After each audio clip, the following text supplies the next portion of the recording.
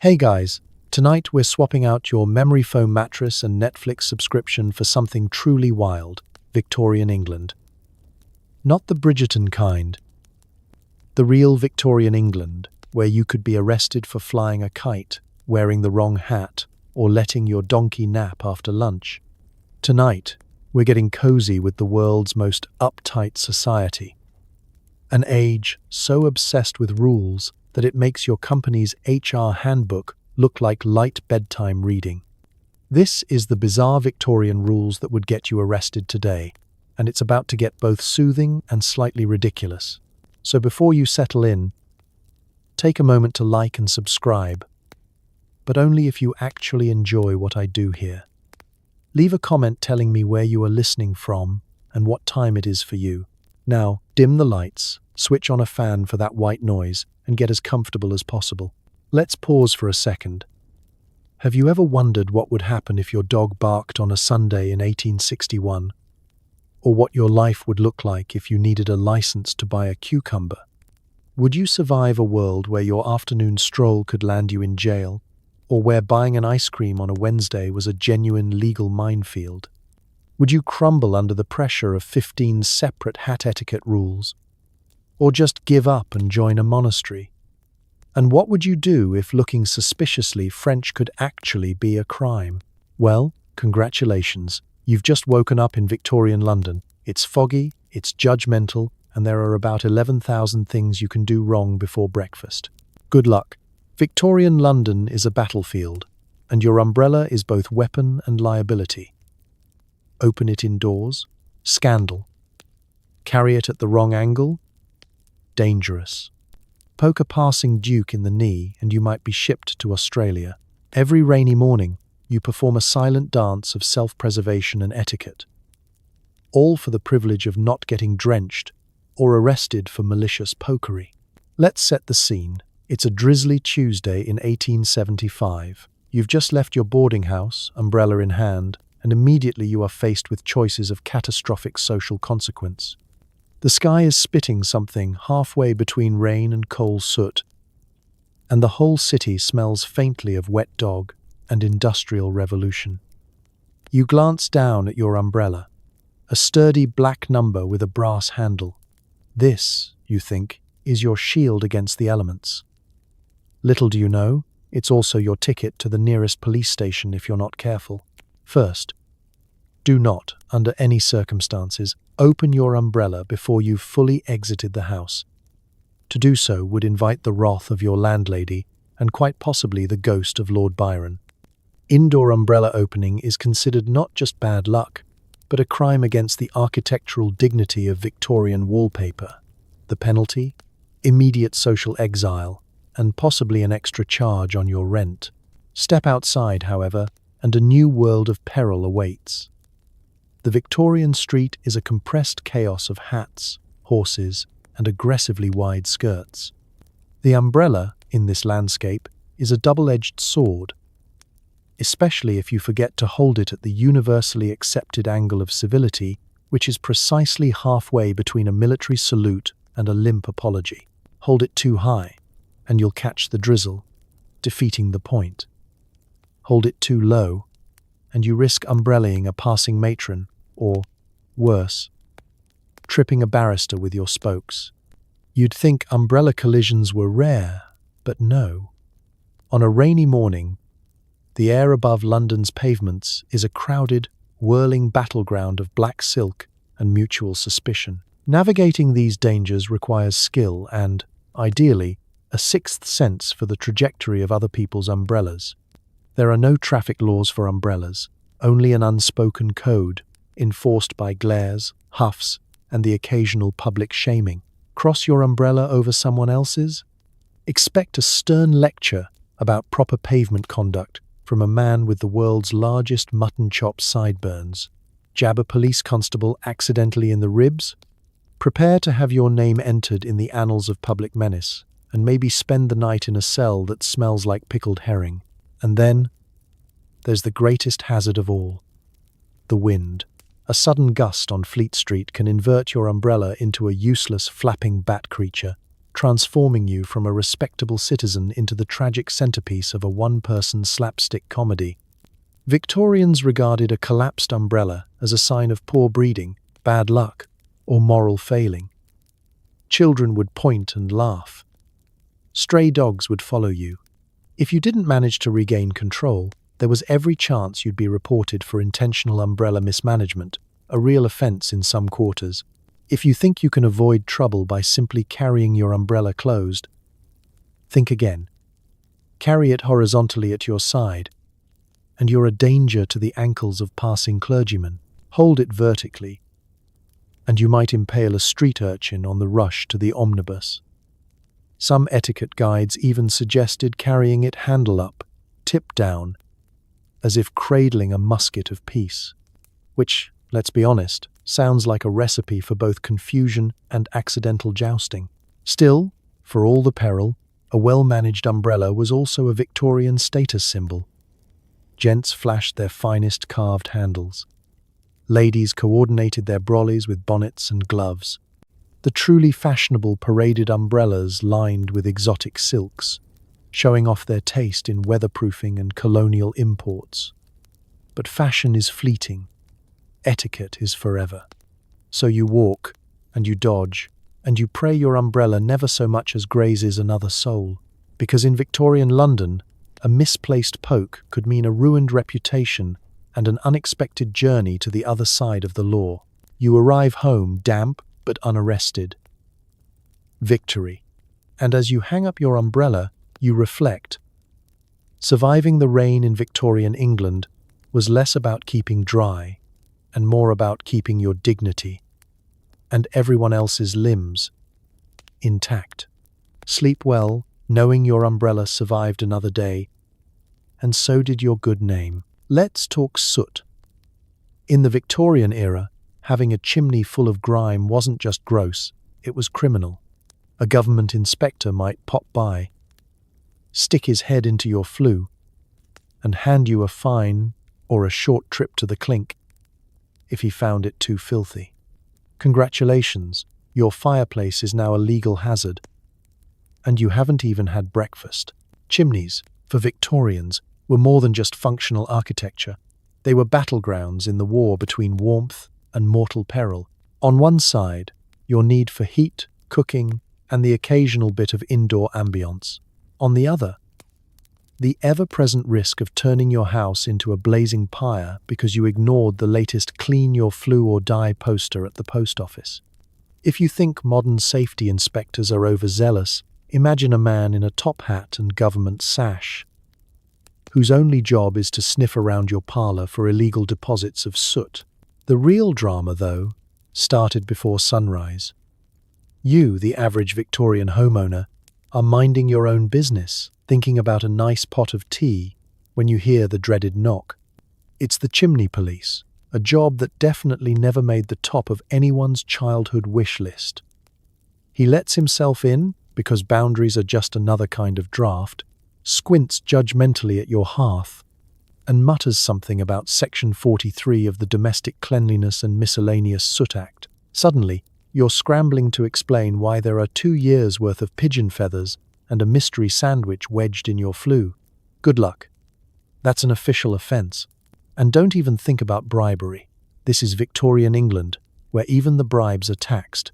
So, instead, you endure the ritual humiliation of the inspector poking at your fireplace with a stick and then shaking his head mournfully. Shocking, simply shocking, he sighs, as if you personally murdered Queen Victoria's favourite corgi. Before you know it, you're slapped with a fine, or, if you're unlucky, you're threatened with a stint in the local lockup, sharing a cell with a man who stole bread and another who crossed the street diagonally. What's the big deal? Well, in a city where everything is flammable, from the curtains to the wallpaper paste, a dirty chimney could spark a catastrophe. London's Great Fire was only a couple of centuries ago, but people acted like it was last Tuesday. The city's answer? More rules. The result? Endless work for chimney sweeps and a generation of traumatized orphans. The climbing boys, actual children, most under the age of 10, were sent up chimneys daily, scraping soot with their bare hands while dodging falling bricks, angry rats, and existential dread. This was considered a character-building experience, provided you survived. The law didn't just target the lazy or the poor. Even the upper crust faced scrutiny.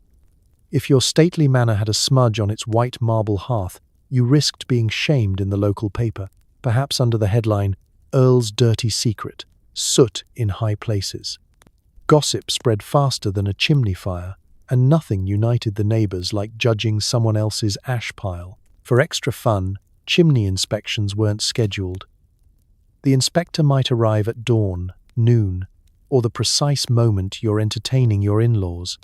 Sometimes they brought a soot gauge, a terrifying contraption designed to measure your personal failure in cubic inches of filth.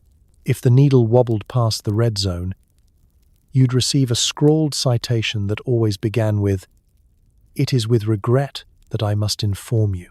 This made chimney maintenance the bane of every household. People developed elaborate routines, some paid sweeps to come weekly. Some invented home-brewed soot remedies, and a few brave souls tried to clean the chimney themselves.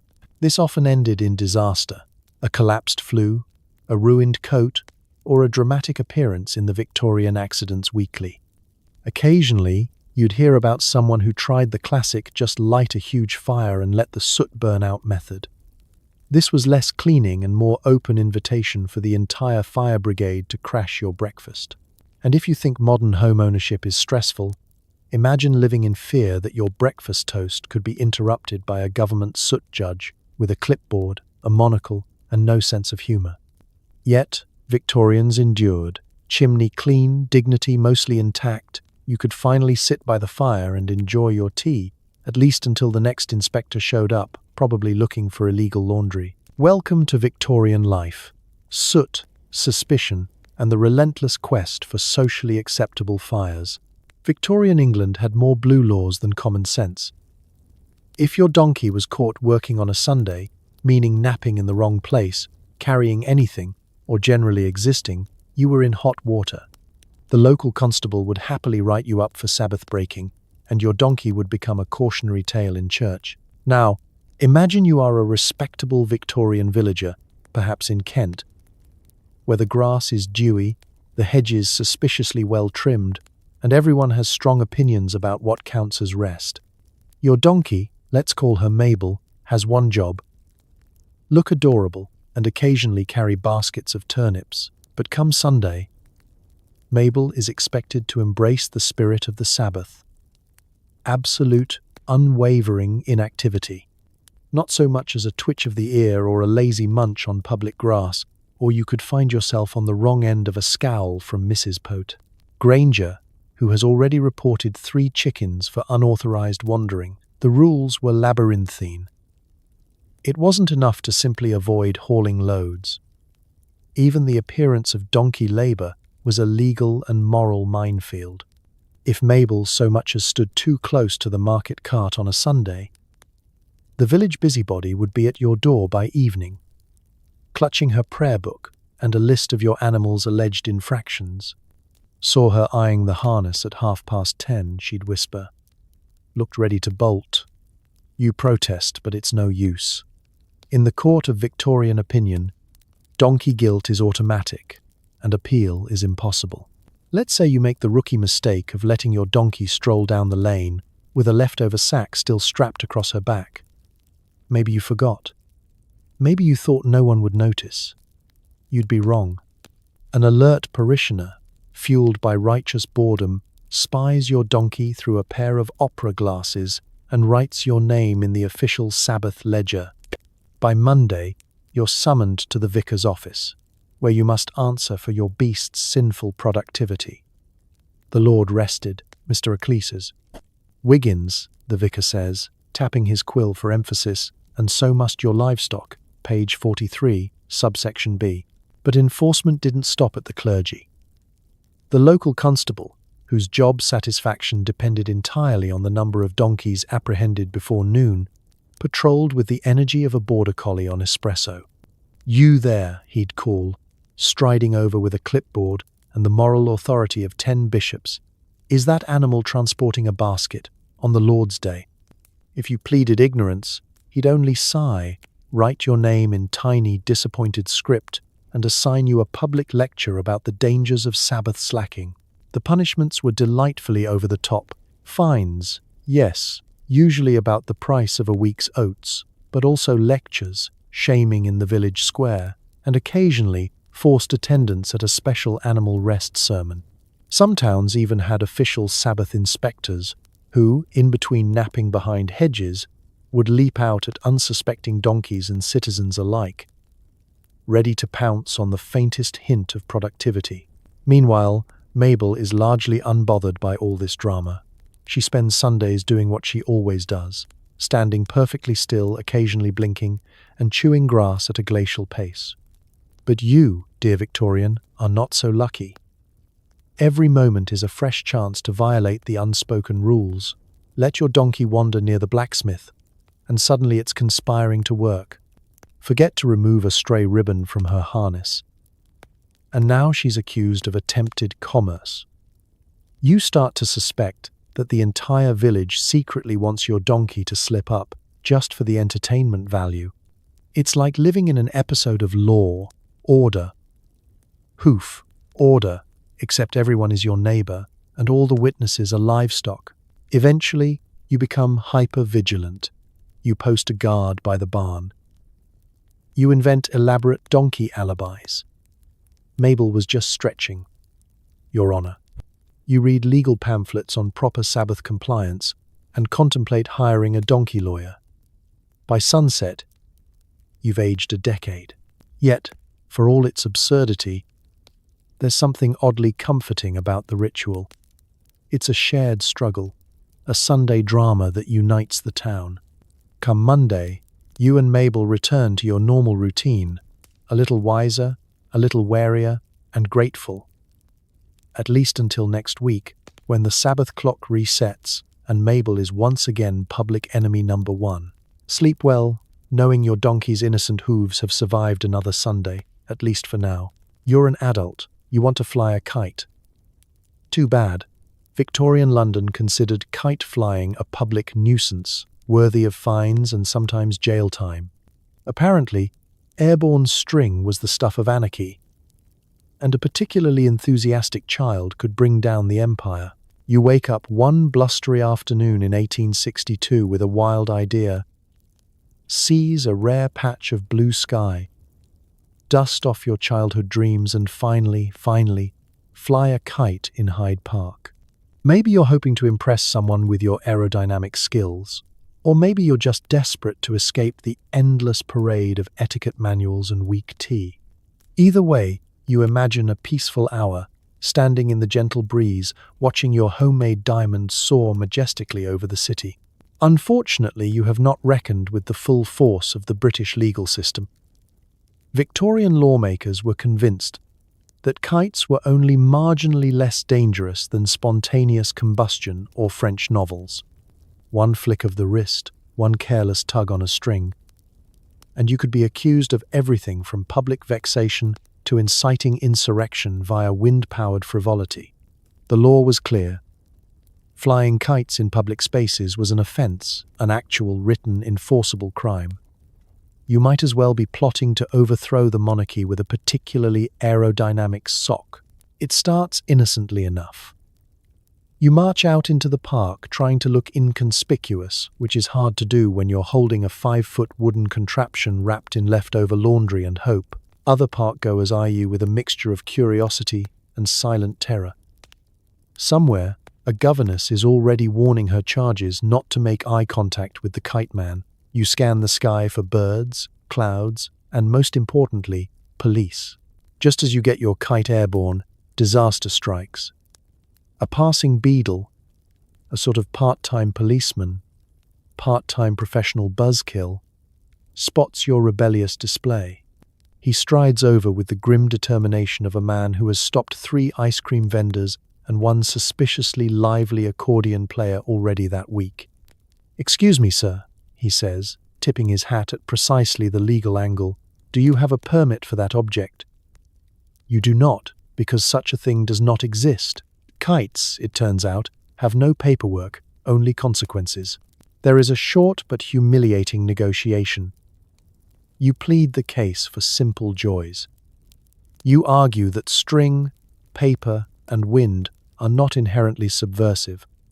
The beadle remains unmoved. It's a question of public order, he says, and pigeon safety. Apparently, Victorian pigeons were of delicate constitution, liable to faint dead away at the sight of a sudden tailspin. There are rumours, probably spread by officials themselves, of entire flocks brought down by rogue kites, their tiny hats knocked askew by unforeseen gusts. But it isn't just about the birds. Flying a kite, the authorities argue, is a slippery slope. First, a few children in the park. Next, a mob. Before long, the very fabric of society is unraveling, courtesy of string, enthusiasm, and one poorly tied knot. It's hard not to laugh, but you resist, sensing that the beadle is not a man who would appreciate irony. He delivers your punishment, a formal warning, and, if you persist, a summons to appear before the magistrate, where you will be forced to explain, under oath, why you wish to launch an object in a disorderly manner. Still, you're not the only one drawn to the forbidden thrill of flight. Kite flying becomes a kind of underground pastime, a secret rebellion for the quietly desperate. Word spreads of covert competitions held at dawn, of elaborate kites disguised as laundry, of coded messages sent via string to avoid prying eyes.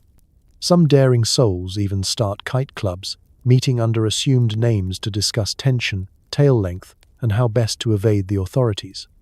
This is Victorian England's version of a resistance movement. Polite, windy, and mostly concerned with not getting tangled in their own contraband.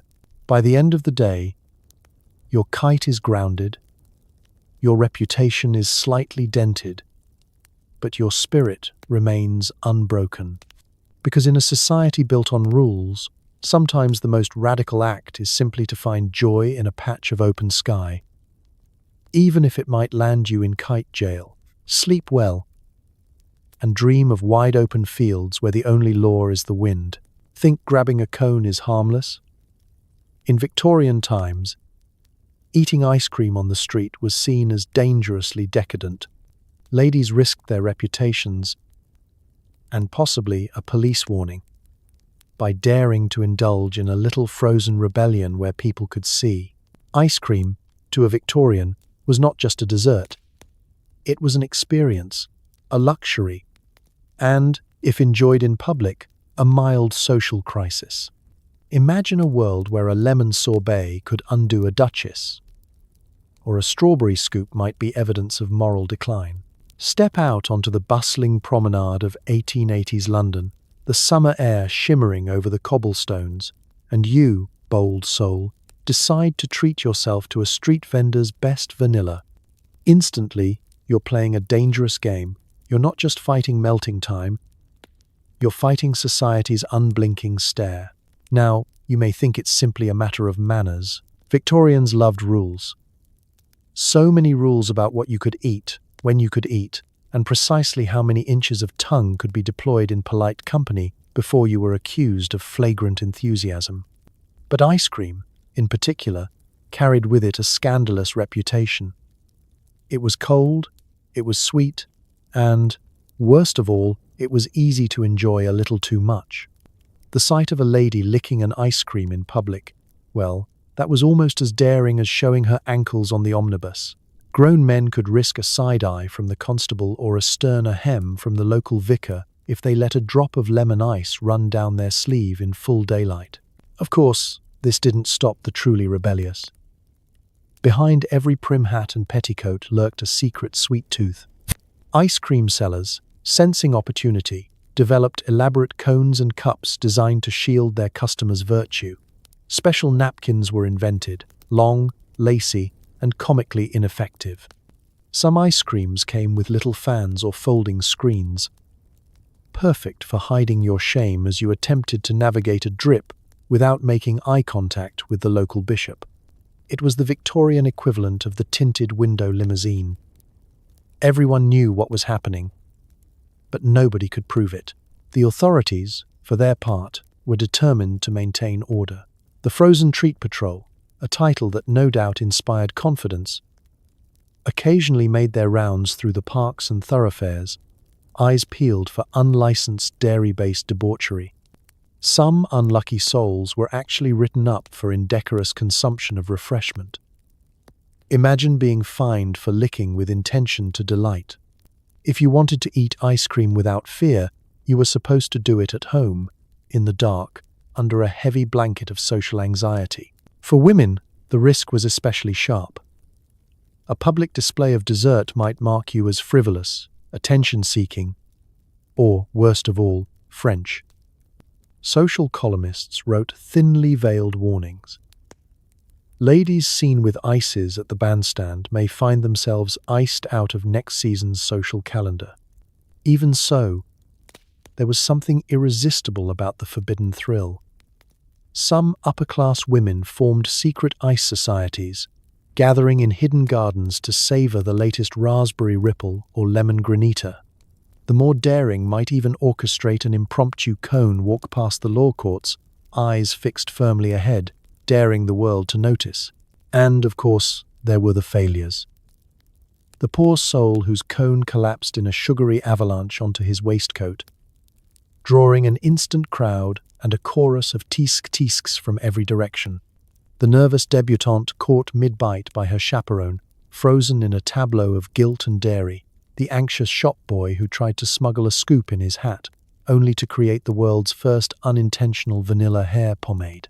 Yet, for every embarrassment, there was a triumph. A shared glance between strangers, united by the quiet knowledge that life is short, summer is brief, and sometimes the bravest thing you can do is let the peach ice drip onto your glove and just keep walking. Because beneath the rules, the warnings, and the relentless surveillance of the world's least chill police force, Victorians craved joy, even if it had to be eaten quickly, in public, and with a hint of scandal. So tonight, as you contemplate a midnight snack, remember the pioneers of the past, those who risked it all for one blissful bite of forbidden frozen cream. Sleep well, and dream of a world where dessert is never a crime. You're enjoying a leisurely stroll, or maybe you're just standing still. Either way, you're on thin ice. Loitering, especially if you appeared idle or without intent, was a crime. You could be labeled a suspicious character for daydreaming on the curb and escorted away for lurking in a manner not befitting a citizen. Let's be honest, some days, you just want to stop and breathe. Maybe admire a window display of hats you can't afford, or simply count how many different kinds of mud have attached themselves to your shoes.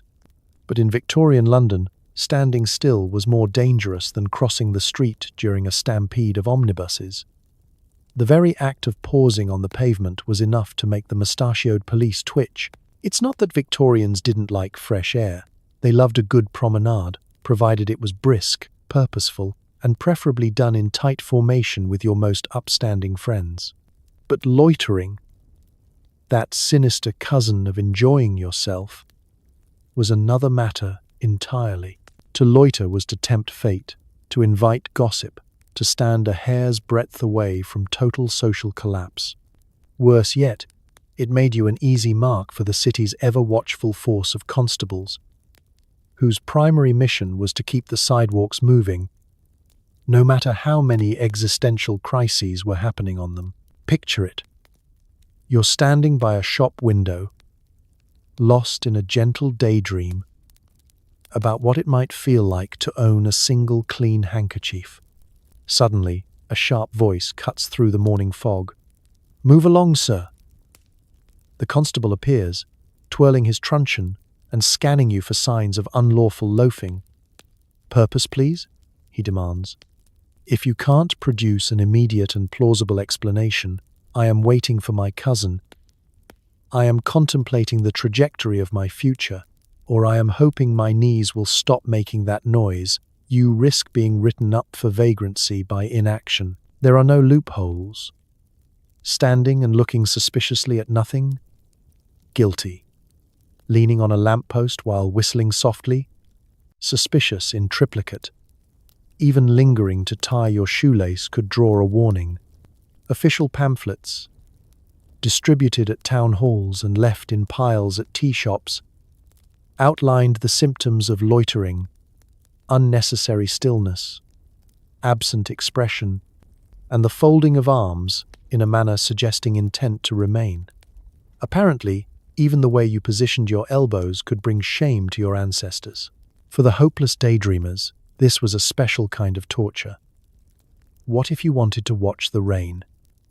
Listen to the soft clop of horseshoes on cobblestones. Sorry, that's idle surveillance of public thoroughfares. Move along or face the legal consequences. Some desperate souls adopted coping strategies: endless laps around the block, feigning interest in every passing dog, or developing elaborate stories about waiting for imaginary relatives. The truly committed would carry a book and read it while walking, risking both their eyesight and their dignity to avoid the label of urban drifter. Enforcement was not subtle. Constables patrolled with the solemn air of men guarding the crown jewels. They kept little notebooks full of names, offences, and cryptic notes. Stood near bakery, may return. Repeat offenders could be summoned to the magistrate for a proper lecture about the dangers of indolent observation, usually delivered with a side of public shaming and a stern warning not to dawdle on the Queen's walkways. And if you thought you could escape judgment by simply pretending to be lost, think again. In Victorian London, no one was ever truly lost, just failing to proceed efficiently. But here's the twist. Loitering was sometimes an act of quiet rebellion. Young couples would linger by the riverbank. Shopkeepers might sneak a quick pipe break in the alley. And poets, always the most dangerous, would stand still in public just to collect phrases for their next scandalous sonnet. Each moment of stillness was a tiny, almost heroic act of resistance, a gentle nudge against the relentless forward march of society. So tonight, as you let your mind wander, remember the brave idlers of history, the ones who risked a citation just to watch the world go by. Sleep easy, knowing you can pause as long as you want, free from suspicion, fines, or the threat of a constable demanding your purpose. Sometimes, the bravest thing you can do is just stand still. Victorian fashion was a minefield, and headwear could be criminal. Wearing a hat indoors, failing to doff it to a lady, or tipping it at the wrong moment could spark outrage. And the odd disturbance of the peace charge. Sometimes, hats were even used as evidence in actual court cases. If you ever wondered what the world's pettiest trial looked like, look no further. Picture yourself, newly arrived in bustling London, clutching your one good bowler and desperately wishing for a user manual. The city is a forest of hats. Tall, short, feathered, veiled, and, if you venture into the wrong neighborhood, unironically covered in taxidermy. Each hat is less an accessory and more a social landmine waiting for the right misstep. And rest assured, a misstep is coming. First, there's the doffing dilemma. In Victorian society, hats were not simply worn, they were wielded. With the flourish of a fencer and the anxiety of a man holding live explosives. The rules were as dense as a Dickens novel. Pass a lady on the street? Remove your hat. Enter a shop? Hat off. Pass a funeral procession? Pause. Lower your hat and look sufficiently mournful. Accidentally tip your hat to a lamppost or, heaven forbid, to a street performer. That's grounds for whispers, mockery, and maybe a citation for public frivolity. Now, imagine the sheer terror of entering a room full of strangers, all eyes locked on your crown. Do you keep your hat on, risking accusations of arrogance and indoor weatherproofing, or remove it, only to reveal an unfortunate case of hat hair, a condition so embarrassing that etiquette guides recommended carrying a backup wig just in case? The wrong decision might earn you a note in the local paper. Mr. Algernon Smythe, bare, headed at Mrs. Featherstone's luncheon. Questions remain. Even sitting down wasn't safe. At dinner, you could be called out for improper hat placement. On the table, slovenly. On the chair, risky. What if someone sits on it? Or, worst of all, balanced on your knee in a manner described by one etiquette writer as barely restrained barbarism.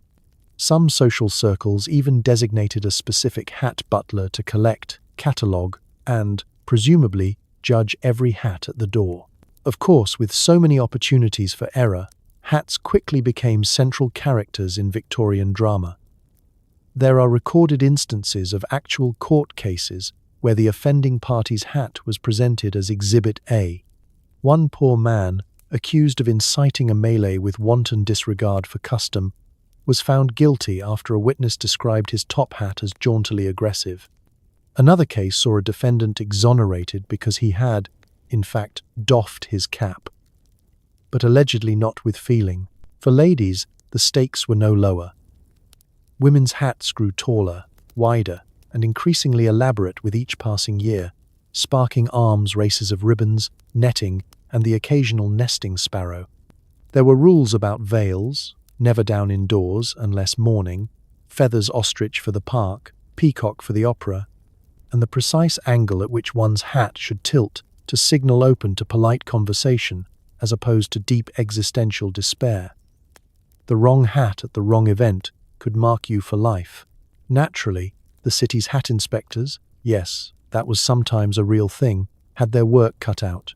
They were tasked with maintaining public decorum and occasionally breaking up street brawls started by hat-related provocations. He failed to tip his cap, Your Honour, was a legitimate defence for the Victorian equivalent of a bar fight. Even children weren't immune. Young boys practiced hat etiquette alongside their multiplication tables, and schoolmasters handed out demerits for lackluster doffing. For rebellious youth, there was the ultimate form of protest, the intentional mistip, a gesture so sassy it could lead to immediate exile from the family dinner table. The legacy of the great hat etiquette panic lives on in dusty etiquette books and yellowing police blotters, each story a reminder that sometimes the difference between polite society and absolute anarchy is just one poorly timed hat tip away. So as you drift off tonight, spare a thought for the brave men, women, and hats who navigated this world of high-stakes millinery. Sleep well, and remember, always tip your hat with feeling, even if it's just in your dreams. In Victorian times, whistling after sundown wasn't just annoying, it was borderline criminal. Whistlers were assumed to be signalling to criminals, or worse, French. A late-night tune could earn you a talking to by the night watchman, or even a brief stay in jail. Night descends on London. Gas lamps flicker, casting long shadows on rain-slicked cobblestones. You, perhaps feeling a little chipper after escaping the family dinner, with all your dignity intact, begin to whistle a cheerful tune as you make your way home. Not a raucous tune, mind you, just a soft melody, something between Greensleeves and Please Don't Notice Me. But in Victorian England, this is essentially an act of open rebellion. The law, in its infinite wisdom, had decided that nocturnal whistling was rarely innocent. Who whistled after dark, if not a villain, a burglar, or an agent of continental subterfuge? Newspapers printed warnings, caution, whistling after dusk may incite suspicion and encourage French sympathizers. To be clear, you didn't need to have a bad French accent or a baguette under your arm. Just a few bars of music on the night air would do. In the delicate Victorian psyche, a whistled melody could be a coded message, a signal to conspirators, or at the very least, a public invitation for hooliganism. The local night watchmen, self-appointed defenders of virtue and peace, took their jobs very seriously. At the first hint of a tune, they'd appear from the mist, cloaks billowing and lanterns swinging like tiny judgmental suns. "What's this then?" they'd demand, peering at you over a walrus mustache. "Out for a stroll, or plotting an elaborate scheme involving the bank, the bakery, and a surprisingly musical gang of raccoons? No answer was satisfactory. Even protestations of insomnia or a simple love of melody were viewed with the sort of skepticism usually reserved for traveling salesmen and suspiciously large hats. Of course, some took the opportunity to stretch the rules. The notorious Whistlers Club of Southwark, possibly real, possibly the product of one satirical magazine, was rumoured to meet after midnight and serenade the city with forbidden tunes. These were not hardened criminals, but, in true Victorian fashion, a few bored clerks, 2 out-of-work musicians, and at least 1 retired vicar. Their legacy? A surge in late-night patrols, and a record number of citations for unlawful trilling. But the dangers of whistling went beyond the police. Elderly neighbours, alert as owls and twice as judgmental, would press their faces to grimy windows at the first peep of a tune. There it is again, Ethel, organised melody. Some even kept notebooks, documenting every post-sunset warble as evidence for future neighbourhood tribunals. If your address appeared too often in these pages, you might find yourself socially shunned, suspected of criminal activity, or, worst of all, invited to play the triangle at the next church fundraiser. Not even children were safe. Youngsters caught whistling after their bedtime could be subjected to moral lectures about the slippery slope from tunefulness to total depravity. Etiquette manuals urged parents to nip the habit in the bud. Encourage only daytime melody. The wholesome citizen knows when to silence his lips, lest vice creep in by moonlight. Still, some brave souls persisted. Maybe it was the thrill of minor rebellion, or maybe, after a long day of rules and reproach, people just needed to remind themselves they were alive. Sometimes, on a rare, fogless night, a single whistle would drift through the alleys, a mournful or hopeful sound, depending on your mood. For a fleeting moment, it was possible to imagine a city not divided by suspicion but connected by music, each note bouncing softly off the bricks and soot. Eventually, the city would settle. Watchmen returned to their rounds. The elderly retreated, muttering about the youth these days. The last echoes of a forbidden tune would fade into the quiet. You'd slip safely inside, grateful to have avoided a night in the cells and quietly proud of your act of musical mischief. So as you drift off tonight, feel free to whistle if you want. Nobody's listening but the shadows, and even they enjoy a good tune now and then. Sleep well, and may your dreams be filled with music. Played strictly before dusk, of course. Left-handed? Tough luck. In the age of Queen Victoria, using your left hand for anything public, especially a handshake, was borderline blasphemy. It signaled disrespect, foreignness, or witchcraft. You might not be arrested, but you'd definitely be invited to leave the party, possibly by force. Now, let's imagine you're a proud lefty waltzing into a crowded Victorian drawing room. The place is a sea of waistcoats, crinoline, and carefully engineered facial hair. Someone offers you their right hand in greeting. Instinctively, you extend your left. The room goes silent. A teacup shatters in the distance. The host's monocle slides, stunned, down his nose. It's as if you've just recited the alphabet backward while juggling the family silver. The atmosphere shifts from polite curiosity to a palpable tension. Who let the sinister guest in? In Victorian England, left-handedness was more than a quirk. It was a cosmic faux pas. The right hand was the hand of honour, virtue, and spiritual hygiene. The left hand, on the other hand, see what I did there, was the hand of the devil, dubious hygiene, and whatever was lurking in your neighbour's garden shed. Entire etiquette manuals devoted pages to the dangers of sinistrality. Schools would tie your left hand behind your back to cure you. Doctors wrote concerned essays. Priests offered special prayers. All this because you dared to butter your bread or tip your hat using the wrong limb. And don't get clever. Trying to disguise your left-handedness was nearly impossible. Take a moment to imagine attempting a subtle switch mid-handshake, desperately fumbling with lace gloves, top hats, and sweaty palms. The maneuver might save your reputation, or more likely, result in a bizarre, two-handed arm wrestle that would be recounted in family lore for generations. Remember Uncle Percy, the man who shook hands like a haunted accordion? At formal dinners, the rules only multiplied. Fork in the left, knife in the right. But if you started the meal by scooping your peas with your dominant left, you'd attract the sort of attention usually reserved for surprise proposals or spontaneous combustion. Grandmothers would gasp. Dogs would hide. Local children might be sent to bed early, lest the influence spread. One accidental left-handed toast, and suddenly you're suspected of plotting a coup. Or worse, being French. Public events were even riskier. Picture the horror of greeting your local magistrate, hand outstretched, only to see him recoil as if you'd handed him a live eel. You'd hear whispers. Did you see? The left hand, clearly continental. By evening's end, you're not just the topic of conversation. You're the cautionary tale mothers use to warn their children. Always use your right hand, darling, or you'll end up friendless and possibly hexed. For the few bold enough to embrace their left-handedness, life became a subtle rebellion. The left-handed handshake, when delivered with confidence, could spark an entire parlour's worth of drama. Some radicals wore their sinistrality like a badge, forming tiny secret societies.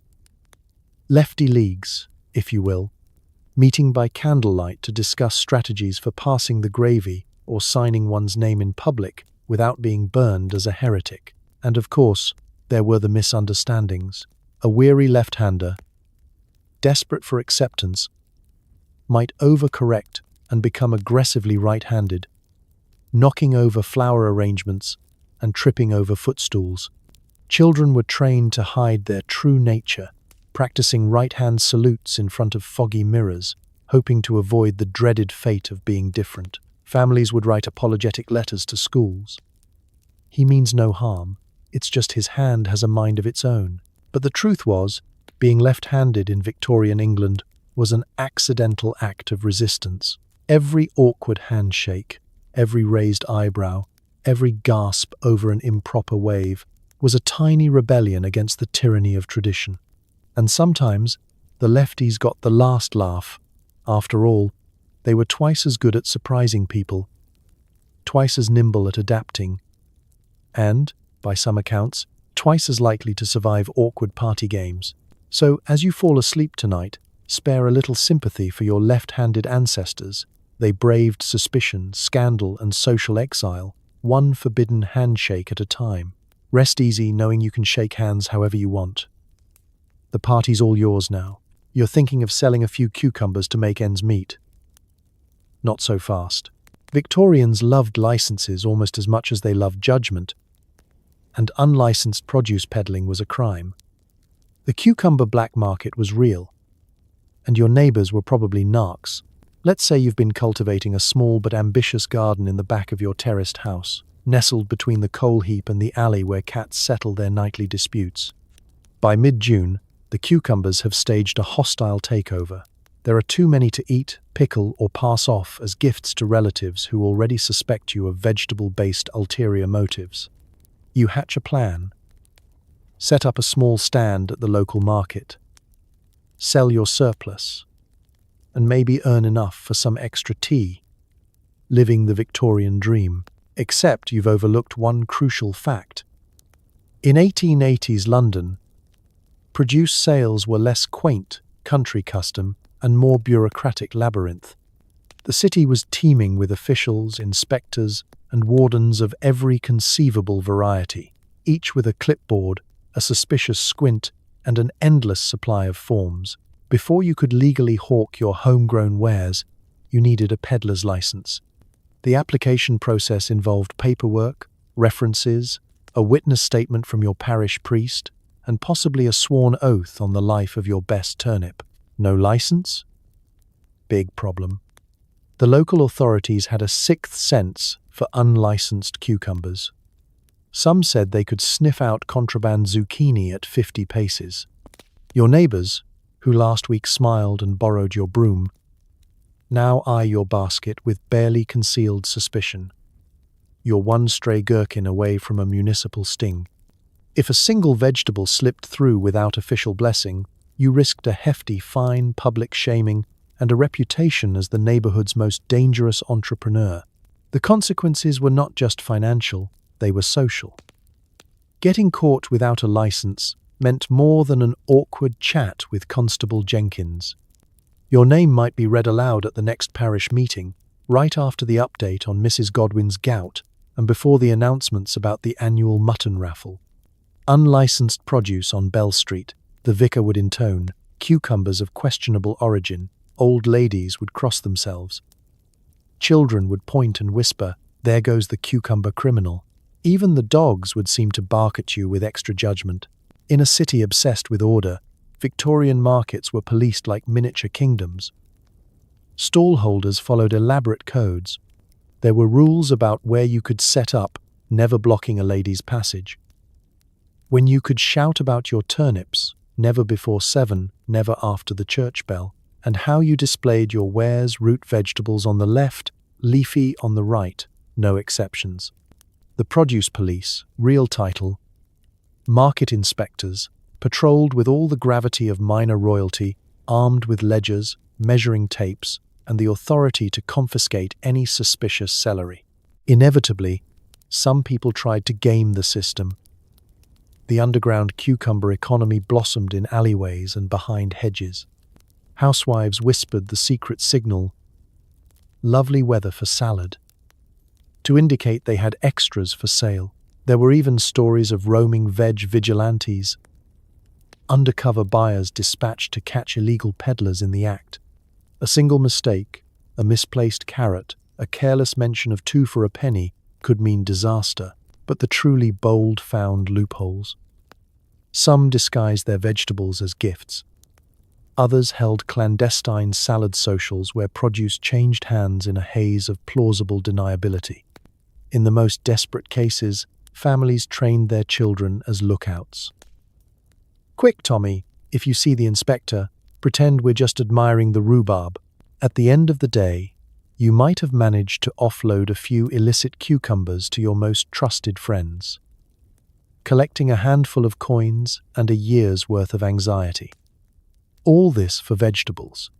You tuck the leftover produce back in your apron, cast a wary glance down the street, and decide that next year you'll stick to potatoes, less paperwork, fewer narcs. So as you settle in tonight, spare a sleepy thought for the Victorian veggie peddlers, risking it all for a spot of green. May your dreams be free of inspectors and your cucumbers always above board. If your dog barked, leapt, or generally looked pleased to exist, you could face a fine or even arrest. Dogs had to be quiet, leashed, and above all, not having any fun.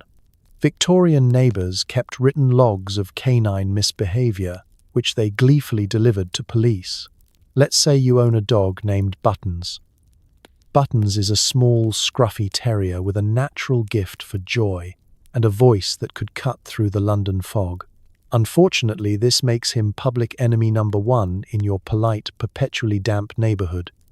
Every day, Buttons wakes up excited about life and immediately commits his first offence, enthusiastic tail wagging.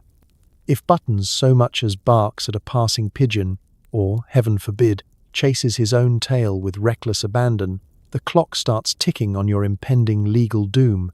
You see, Victorians had a lot of rules about pets. The main one: animals should be seen but not heard, and preferably not seen unless they were lying very, very still. The dog had to walk at a dignified pace, head bowed in existential shame, and only sniff things that had been previously approved by a committee of stern men with moustaches.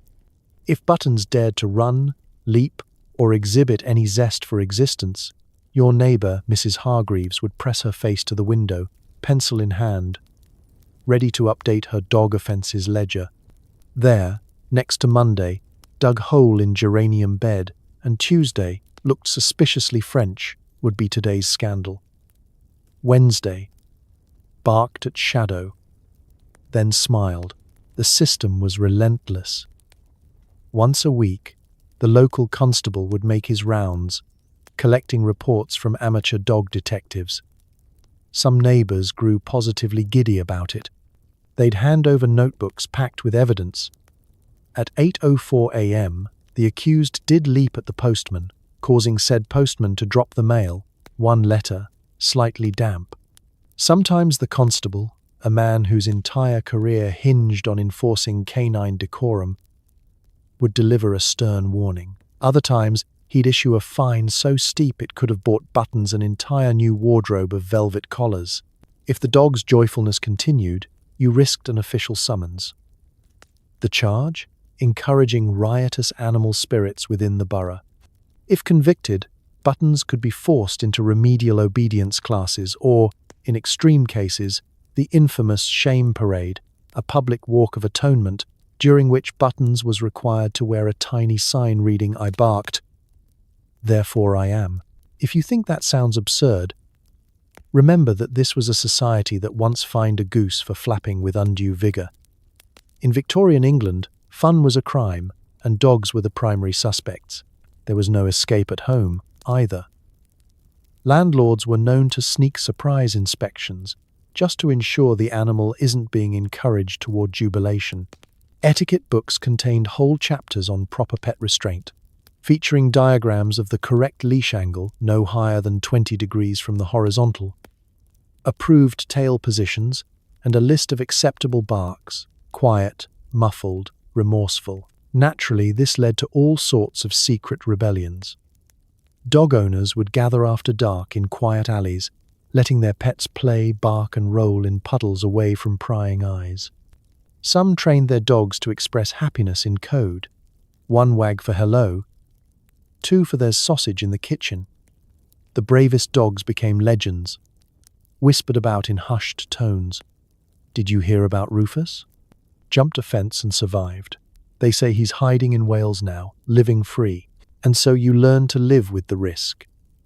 Buttons is quiet on the street, but at home you let him bark at the clock, the postman, and the ghost of Queen Victoria herself.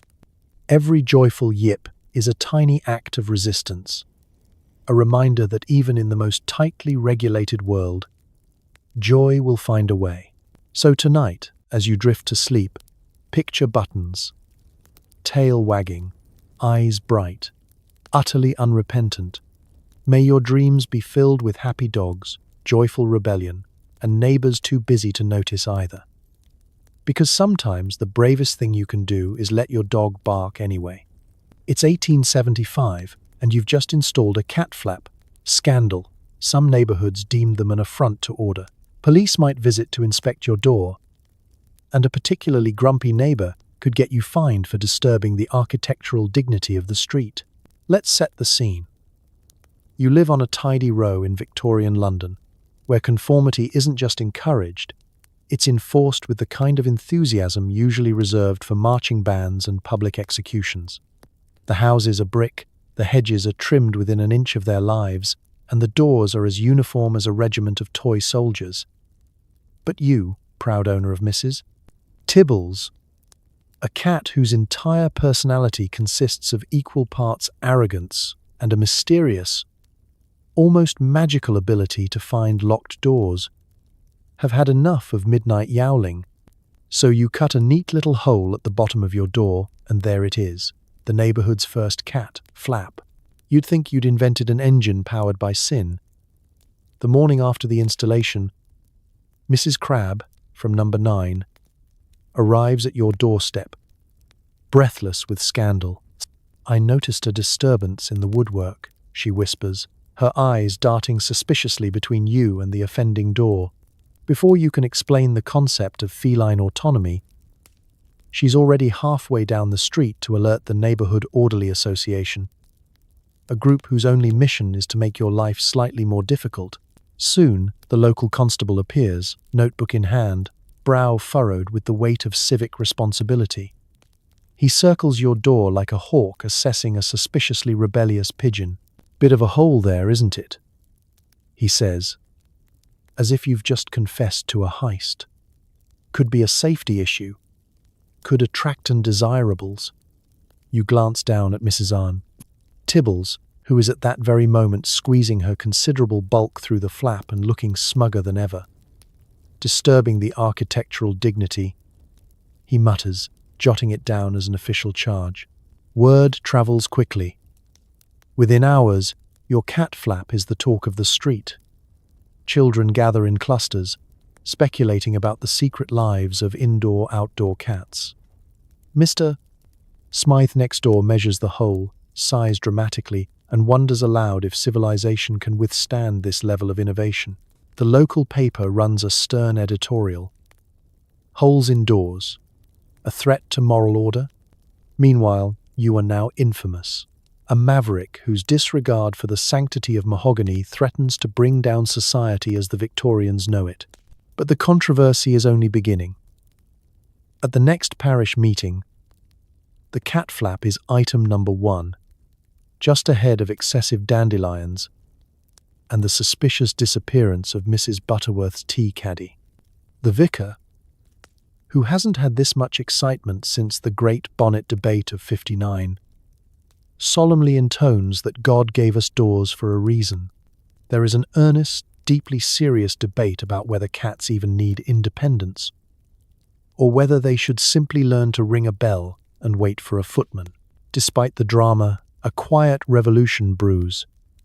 A few houses down, Mrs. Ellis, long suffering from a similar case of nocturnal feline restlessness, eyes your cat flap with envy. Before long, she installs her own, painted a tasteful shade of green to blend in. Soon, rumors spread of a whole subculture of secret cat flap enthusiasts, flappers, as they are whispered about at tea. The city authorities, finding themselves unable to halt the tidal wave of tiny holes, attempt to regain control by introducing official guidelines. Flaps must be no wider than 6 inches, painted to match the door, and fitted with a special decency curtain. An official cat flap inspector is appointed. A man whose career aspirations once soared far higher than measuring rodent-sized portals for moral hazard. In time, as with all Victorian scandals, the cat flap loses its shock value. By the 1870s, every respectable street has at least one, and the world does not, in fact, collapse. Mrs. Tibbles gains her freedom. You regain your sleep. Mrs. Crabbe finds a new enemy in a neighbour's window box of suspiciously un-English petunias. So as you drift off tonight, remember, sometimes real rebellion is just a small hole in a big door. And sometimes the bravest thing you can do is let your cat come and go as she pleases. Sleep well and dream of a world where the doors are open, even if only for the cats. Exhausted? Don't even think about dozing off on a bench. Public sleeping was seen as the gateway drug to vagrancy, and the Victorian constabulary was eager to enforce the no-dozing code, especially if your hat fell off in the process. Let's set the scene. It's late afternoon in 1877, and you, like every other well-meaning Victorian, are bone-tired. Maybe you've spent the morning avoiding unlicensed vegetable peddlers, dodging umbrella-related calamities, or just trying to keep up with the ever-escalating expectations for appropriate facial hair density. Either way, a soft breeze and the promise of a sturdy park bench are simply too much to resist. You settle in, tip your hat forward, and feel your eyelids begin to flutter. Big mistake. Within moments, you become the subject of intense scrutiny. Victorian London was a city fueled by moral panic, and nothing got the pulse racing like the sight of a citizen failing to look anxious and productive at all times. Public napping, to the upright classes, was a sure sign that you were giving in to indolence, courting criminality, or possibly French. Some neighbourhoods even posted signs: no lounging, loitering, or languorous behaviour. The very act of getting comfortable was regarded as a personal affront to the city's reputation for nervous energy. The constabulary, of course, took their duties seriously. It was said that every park had a dedicated wakefulness officer, a man in a hat so stiff it could double as a weapon, whose main responsibility was to patrol for signs of drowsiness. If he caught you mid-nap, he'd prod your shoe with a cane and clear his throat in a way that implied both disappointment and a potential court date. "No napping here, sir. You'll bring down the property values." Worse still was the fate of the accidental napper. Suppose you simply sat too long in the sun, or were betrayed by a gentle pigeon lullaby, only to wake up to the entire Ladies' Temperance Society glaring at you over their knitting. If your hat tumbled to the ground, you might as well have staged a one-man insurrection. Etiquette manuals warned, a man may lose his fortune, but never his hat in public. An exposed scalp was evidence of sloth, and sloth was, of course, the express train to moral ruin. For chronic nappers, those bold souls with weak constitutions or, worse, night jobs, the risks increased. Repeat offenders could be blacklisted by park attendants. Some claimed there was a secret dozers register hidden in every police precinct, with names, descriptions, and suspected dreams. Children were warned, if you nap on a bench, you'll never own property. The horror. Naturally, all this made the city's truly tired citizens experts in covert napping. There were techniques, mastered over decades, to avoid detection. The reading pose involved keeping an open book on your lap and a finger wedged between the pages. The philosopher's slump required leaning thoughtfully on one elbow, eyes closed just long enough to recharge, but not long enough to attract an official reprimand. The hat trick involved pulling your brim just low enough to suggest concentration while sneaking in micronaps between pigeons. A few bold rebels simply ignored the rules. They sprawled across benches, snoozed in sunbeams, and, when roused by an irate officer, claimed to be meditating on the great mysteries of life. Some even went so far as to form secret nap societies, meeting in church pews, back rooms, or, if you had the right connections, the plush interior of a railway carriage reserved for the exceptionally fatigued. Of course, the real victims of the anti-nap crusade were the city's children and elderly, whose natural right to nap was under constant assault. Grandfathers caught dozing in the square were gently escorted home with warnings. Infants in prams were spared, but only because no one wanted to risk waking a baby and triggering a neighborhood-wide meltdown. So tonight, as you relax in the safety of your bed, spare a thought for the weary Victorians who risked public shame for the tiniest hint of comfort. May your dreams be undisturbed, your hat stay firmly on, and your bench free of judgmental officers. Because in the end, everyone deserves a nap, especially if you've spent the day surviving Victorian England. You're caught hanging around the bakery, sniffing the air, not buying, just loitering. Suspicious loafing, especially near food shops, was enough to get you removed by police, who suspected you were planning a carb-based heist. Now imagine it. You've just strolled into the heart of Victorian London, your stomach rumbling in a way that might qualify as a minor earthquake. You're not there to cause trouble, just to breathe in the blissful scent of freshly baked bread. A rare moment of happiness in a city otherwise thick with coal smoke, horse, and existential dread. But in the eyes of Victorian authorities, this makes you a potential public menace. If you weren't here for a transaction, you must be here for mischief. Why else would someone voluntarily linger in front of a patisserie? You do your best to look casual, but the act of loitering, like so many innocent pleasures, has become criminal by association. Maybe you just want to admire the glistening crust of a new batch of brioches. Or perhaps you're dreaming of a scone you can't afford until next payday. But the local bobby is already sizing you up from across the street, arms folded, his stare suggesting he's personally responsible for protecting every loaf from sticky-fingered freeloaders. Victorian England took loafing very seriously. Hanging around a shop, especially a bakery, was believed to be the first step toward full-blown vagrancy, a sort of gateway activity on the slippery slope from hungry bystander to public enemy number one. Etiquette books of the era warned, he who lingers without purpose will soon find himself lingering in a holding cell. This was a city where the mere appearance of idleness was practically grounds for legal action. It wasn't just the police who policed the loaves. Bakers themselves were suspicious folk, hardened by years of waking up at 3 a.m. and watching flour prices fluctuate like the national mood. Some kept careful watch through the glass, ever on the lookout for repeat sniffers. Locals who came by every day to inhale the aroma of cinnamon buns, but never produced a single penny. "He's back again," the baker would whisper to his apprentice, the one with the wistful eyes. "Mark my words, he's up to something." Meanwhile, your neighbors would have opinions. If you happened to pause too long outside the bread shop, Mrs. Wren from number 7 would inform everyone at her knitting circle by noon. He just stood there, as if considering a life of crime, or, at the very least, a French baguette. Suspicion multiplies. Before long, you're the subject of a street-wide watch list. Your every move catalogued for posterity. Tuesday, loitered by the crumpets. Thursday, possibly winked at a pastry. Should the constable finally approach, you'd be expected to provide a detailed, believable reason for your presence. "I'm waiting for my sister." "I'm composing a sonnet about rye." "I'm in negotiations with a croissant."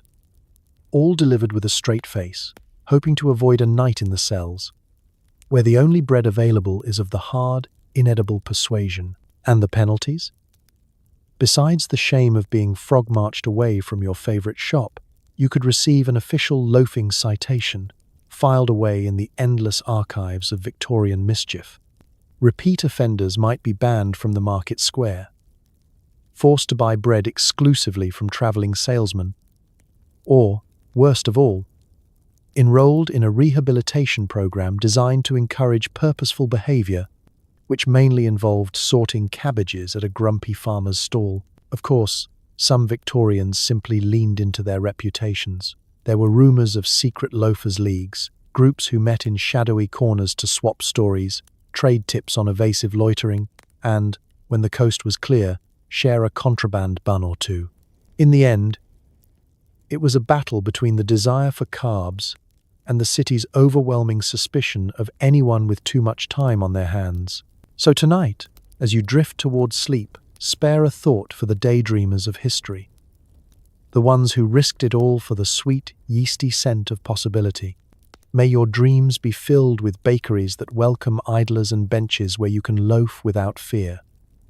Because sometimes, a little loitering is exactly what the soul and the stomach needs. You and another gent reach for the same park bench. Umbrellas clash. In Victorian England, this was known as umbrella dueling, and yes, it could be legally actionable. It was all fun and games until someone lost an eye or a monocle. Imagine a misty Saturday afternoon in 1882.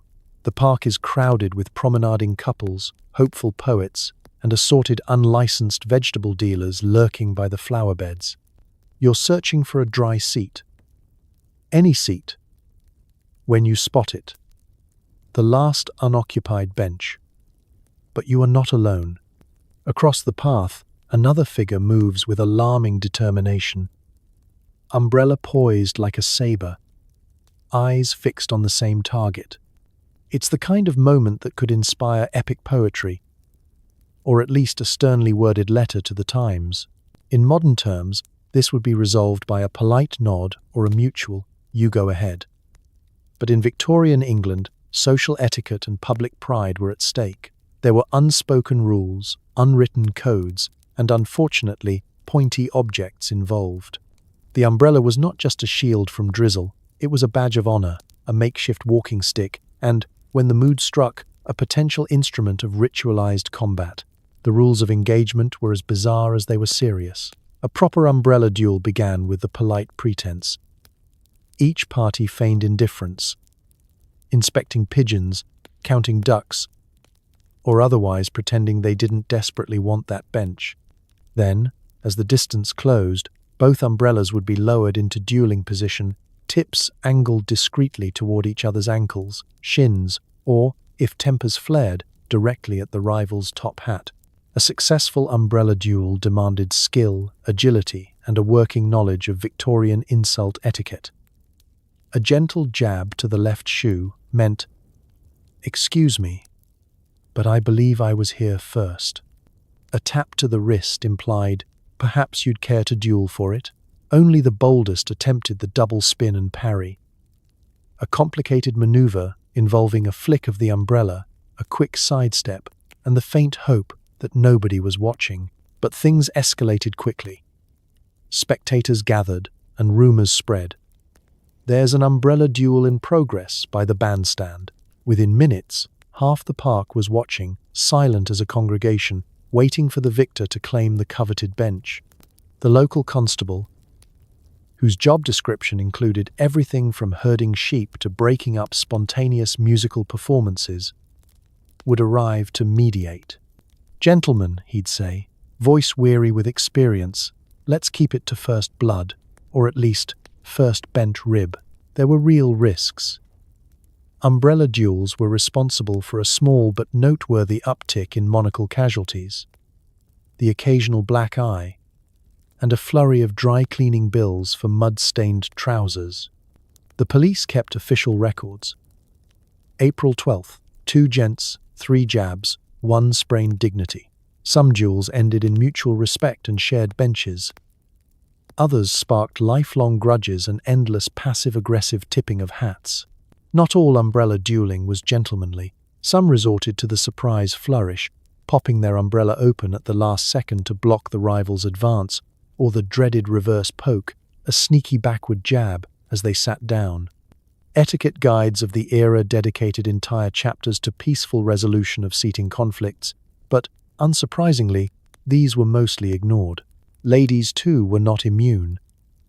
In certain circles, a particularly elaborate parasol could become a weapon of mass disruption, capable of clearing an entire bench with a single, well-timed flutter. Children, watching with wide eyes, learned valuable lessons about territorial negotiation, while family dogs wondered why the humans made everything so complicated. In the end, most umbrella duels ended with little more than ruffled feathers and bruised egos. The victors claimed their seat. The vanquished wandered off in search of less contested territory, practicing their umbrella technique for next time. So as you drift off tonight, picture the park, umbrellas raised, monocles glinting, dignity on the line.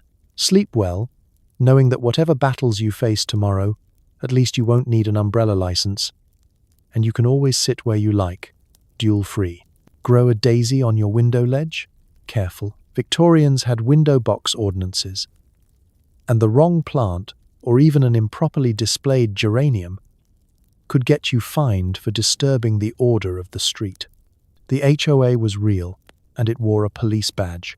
Imagine the morning.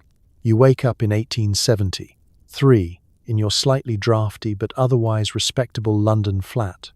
The first rays of sun sneak through the soot-streaked window, and you, drunk on the optimism that only the smell of weak tea can bring, decide to brighten the place up. You buy a cheerful tray of daisies and line them up on your windowsill, perhaps arranging them with a hopeful sprig of lavender for a touch of European flair. Within minutes, you are a neighborhood sensation for all the wrong reasons. Because in Victorian England, plants were more than decor.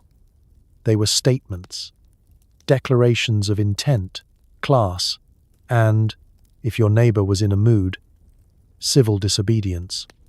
There were rules. So many rules. If your daisies faced the wrong direction or your geranium drooped mournfully over the ledge, you could expect the sound of brisk footsteps and the dreaded tap-tap of the municipal inspector, who, let's be honest, just wanted to feel important and maybe secretly hated flowers. The inspector was a breed apart. Part botanist, part busybody, all judgment. He'd arrive with a notebook and a pocket measuring tape, sizing up your window box as though you'd planted poison ivy and set it loose upon the city. "I see here," he'd say, flipping officiously through bylaws, "that window boxes shall not protrude more than 2 1/8 inches past the vertical frame, nor may they contain more than 5 distinct species.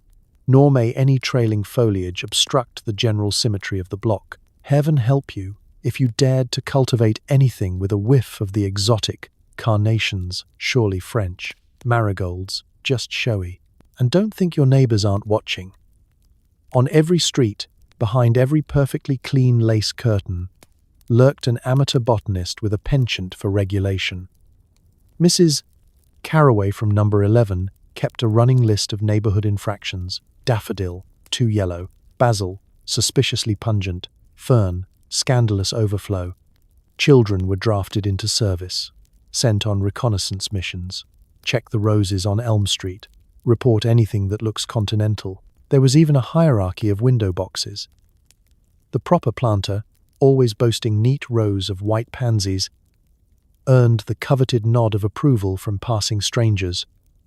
The reckless grower, with their wild violets or untamed morning glories, was whispered about at the bakery.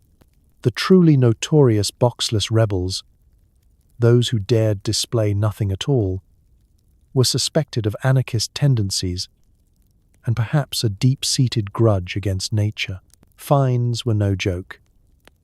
An infraction could cost you a week's wages, paid in person at the local council office, where the clerk would raise one eyebrow and ask, "Improper nasturtiums, was it?" If you accumulated too many plant-related offences, your name could be published in the City Gazette under floral disturbers, forever branded as the person who dared to let petunias run wild. Naturally, people rebelled, quietly, in the only way the British know how. Midnight window box swaps became a pastime. You'd sneak a few forget-me-nots onto your friend's ledge, swap geraniums with your favorite aunt, or simply tilt your violets slightly inward when the inspector came by. Some dared to cultivate miniature vegetable gardens, hoping for a stealthy tomato crop, which was both illegal and delicious. Of course, the greatest act of rebellion was simply letting your plants be themselves, messy, exuberant, and utterly unconcerned with Victorian rules. A wild window box was a silent shout of defiance, a declaration that, yes, beauty sometimes overflows, petals fall where they may, and daisies do not care about bylaws. So as you settle in for the night, picture your window filled with forbidden flowers, scenting the air and softening the street's sharp edges. Dream of a world where every ledge is allowed to bloom, and every inspector learns to stop and smell the roses, regardless of which way they're facing. Jaywalking, or crossing in an irregular fashion, was a serious offence in Victorian cities. Forget waiting for traffic. If you dashed out in front of a horse-drawn bus, the nearest officer might drag you off, citing your reckless disregard for Her Majesty's orderly progress. Let's set the scene. You're running late for a very important appointment. A dentist, perhaps, or a séance with your great-aunt's favourite ghost. The pavement is bustling with ladies in trailing skirts, gentlemen wielding umbrellas like jousting lances, and street vendors howling about eels and roasted chestnuts. On the street itself, a never-ending parade of carriages, omnibuses, and the occasional runaway goat. Across the road, the sweet siren call of a bakery beckons. The problem? There are precisely 3 officially sanctioned crossing points in the entire city, and the nearest one is a quarter-mile in the wrong direction. You weigh your options. Wait 10 minutes for the official crossing and risk missing your one shot at fresh brioche. Ordo the unthinkable. You step up to the curb, take a deep breath, and, when the coast appears marginally clear, make a break for it. Skirts, or trousers, gathered. Heart pounding, mind focused solely on baked goods. Bad idea. Within seconds, a bobby appears, as if conjured by the jaywalking gods, mustache bristling with righteous indignation. "Oi! You there!" he shouts, his whistle shrieking loud enough to startle nearby pigeons into a new tax bracket. "Is this how you pay tribute to the Queen's orderly progress?" Before you can offer an excuse, "My bread's going stale," "Officer, you're being frog-marched to the side of the street for a full inquisition." Victorian law was serious about its crossings. To dart into the path of respectable traffic wasn't just dangerous, it was a threat to civilization itself. In the city's eyes, roads were rivers of decorum, to be forded only at the appointed places and times. Irregular crossers were lumped in with pickpockets and anarchists, their crimes logged in official ledgers alongside notes like "failed to wait his turn and looked too enthusiastic." Of course, the system had its flaws. There was no such thing as a traffic light. Instead, intersections were patrolled by human crossing guides, armed with batons, loud voices, and an alarming dedication to queue discipline. These guides, often retired sergeants or failed actors, would stand on soapboxes, directing pedestrian traffic with the flourish of an orchestra conductor. "Now, madam." "Now, sir." "Not you. Wait your turn, boy." Cross at your own peril. Some guides took their jobs so seriously they kept detailed lists of chronic irregular crossers, ready to report repeat offenders for public disorder of the feet. The public, for their part, were torn. Some saw jaywalking as a sign of dangerous modernity. What would be next? Spontaneous applause or public displays of left-handedness? Others admired the sheer nerve of the crossers, rooting for them as if they were contestants in a very soggy, very British obstacle course. Did you see Mrs. Green dash in front of the cheese wagon? Reckless, but admirable. Children learned the dangers young. Street games included Cross the Queen's Road, a competitive dash where the real prize was surviving without a citation. Nannies clucked nervously, recounting tales of neighbours exiled for life after one unfortunate skip across a busy lane. Yet, for all the outrage, people continued to cross irregularly. A late-day dash for a sale, a desperate bid to escape rain, a sudden urge to chase a stray hat. The city was full of little rebellions, each one a challenge to the tyranny of the traffic warden. The only true crime? Getting caught. So, as you lay back tonight, imagine a world where crossing the street is a carefully choreographed dance, and jaywalkers are the secret rebels, risking it all for bread, biscuits, or just the thrill of a forbidden sprint. Sleep well, and may your dreams be free of whistles, wagging fingers, and the iron grip of Her Majesty's orderly progress. Chew on this. Spitting in public was a jailable offence.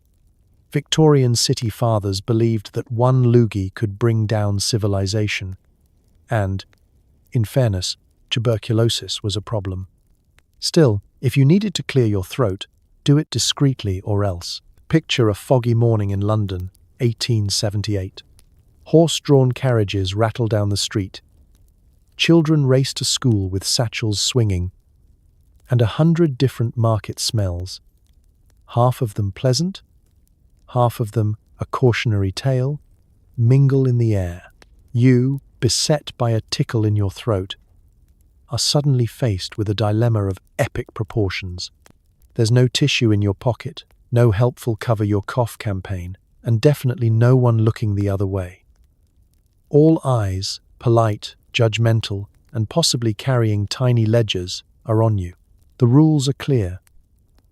Spitting, once the preferred method of dealing with dust, bad oysters, or existential disgust, is now strictly forbidden. The City Council has posted warning placards on every lamppost. No spitting, violators will be fined. Multiple offences may result in imprisonment and severe social embarrassment. These notices are written in bold type and, just in case you're feeling cheeky, underlined twice for emphasis. You try to cough quietly into your sleeve. The urge persists. You contemplate sneaking a spit into the gutter, but the risks are considerable. Constables lurk at every corner, alert for the sound of improper expectoration. The penalty for getting caught? Not just a fine, but the kind of stern talking to that would make you wish you'd never had salivary glands.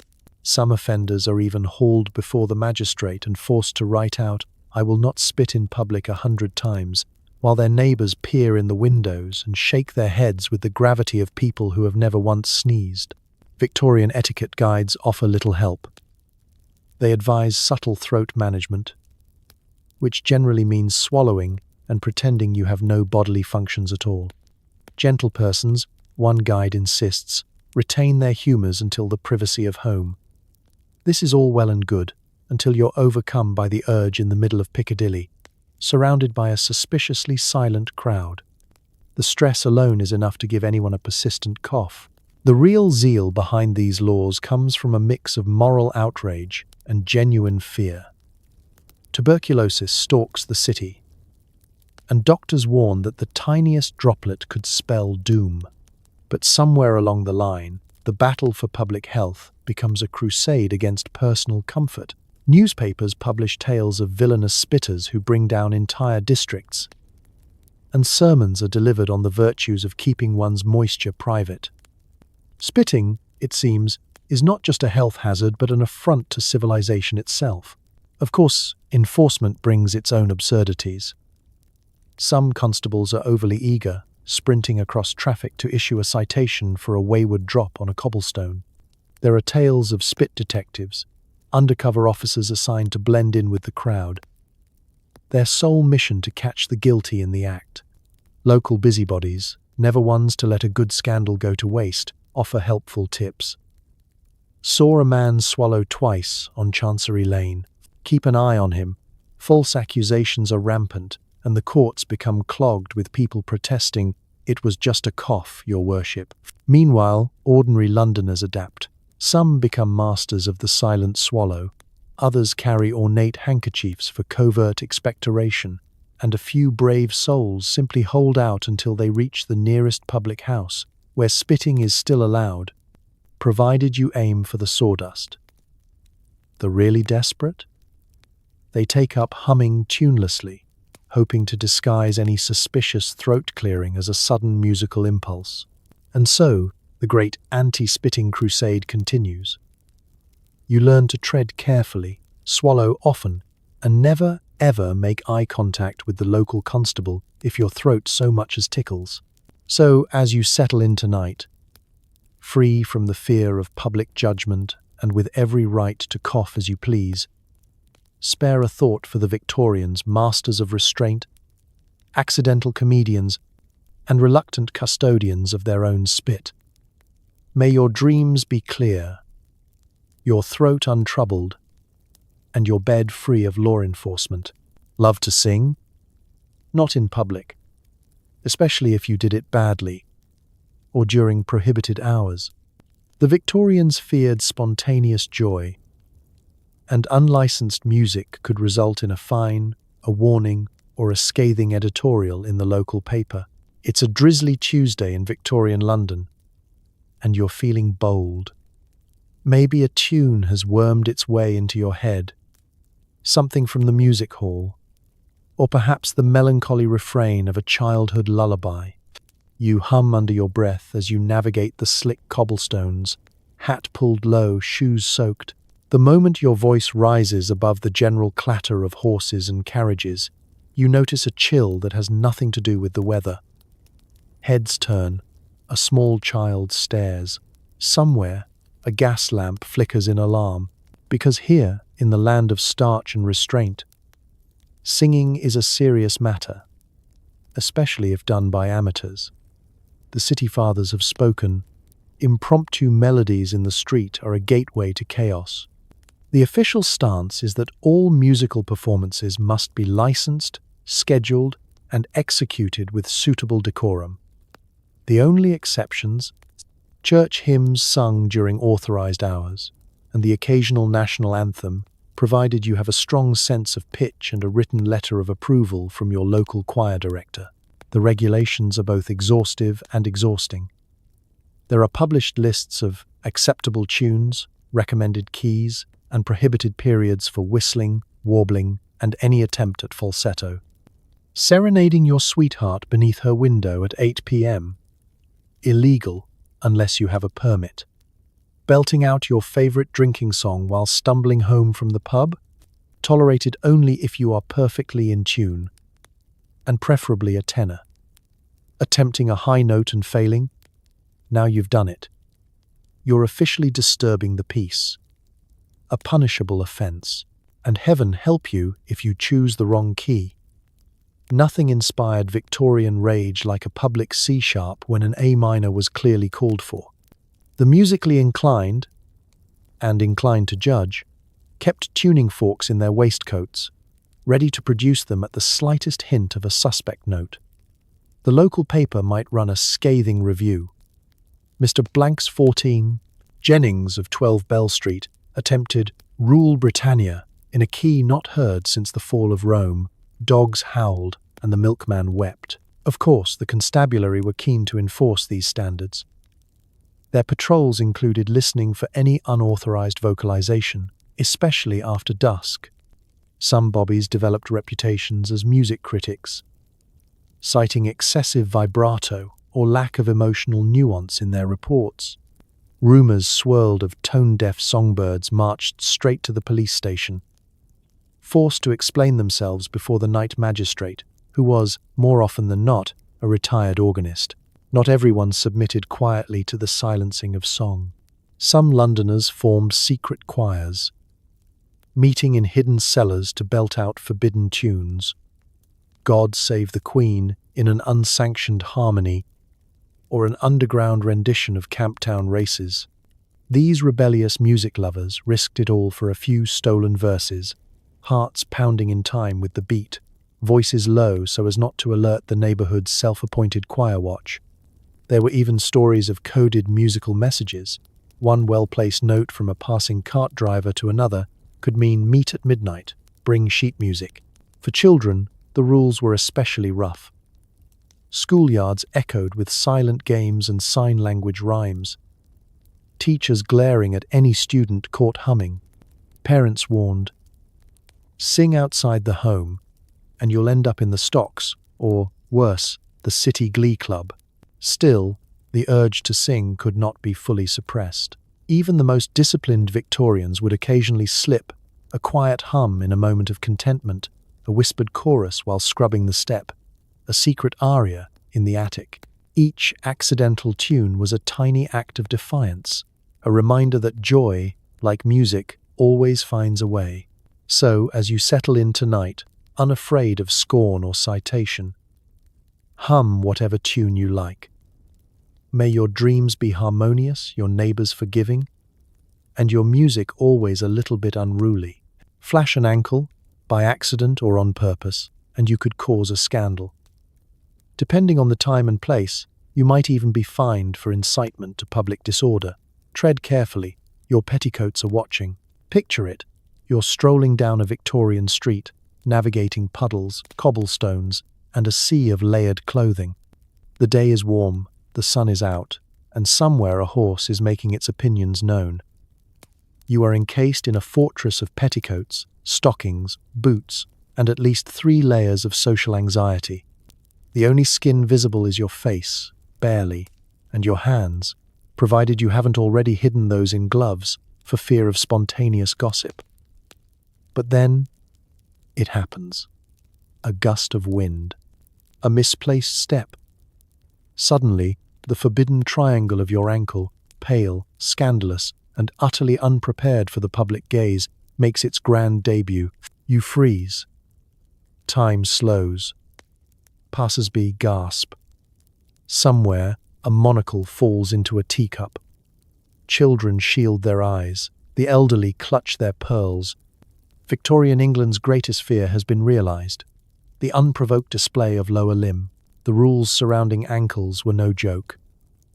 Etiquette guides devoted entire chapters to maintaining modesty in windy conditions. Skirt weights were a booming business. Some ladies even attached small bags of coins to their hems just to keep their dresses firmly in place. For the daring few who wore lighter fabrics, the risk of an ankle incident was enough to keep them up at night. What if you tripped? What if you stepped onto a carriage and the whole city caught a glimpse of forbidden geography? For men, the rules were slightly less oppressive, but only slightly. Trousers had to be long, stockings thick, and any sign of bare shin was seen as a cry for help. Children were drilled in the fine art of graceful sitting, lest a stray sock betray the family's honor. There were public service announcements. Mind your ankles. The eyes of society are upon you. And if you were caught, the consequences could be dire. First, the looks, shocked, scandalized, slightly thrilled. Next, the whispers. Did you see? A whole inch, maybe two, in broad daylight. Within hours, the news would travel. The local busybody would add your name to the weekly report, sandwiched between Mrs. Alder's overzealous dahlias and the great cat flap debacle.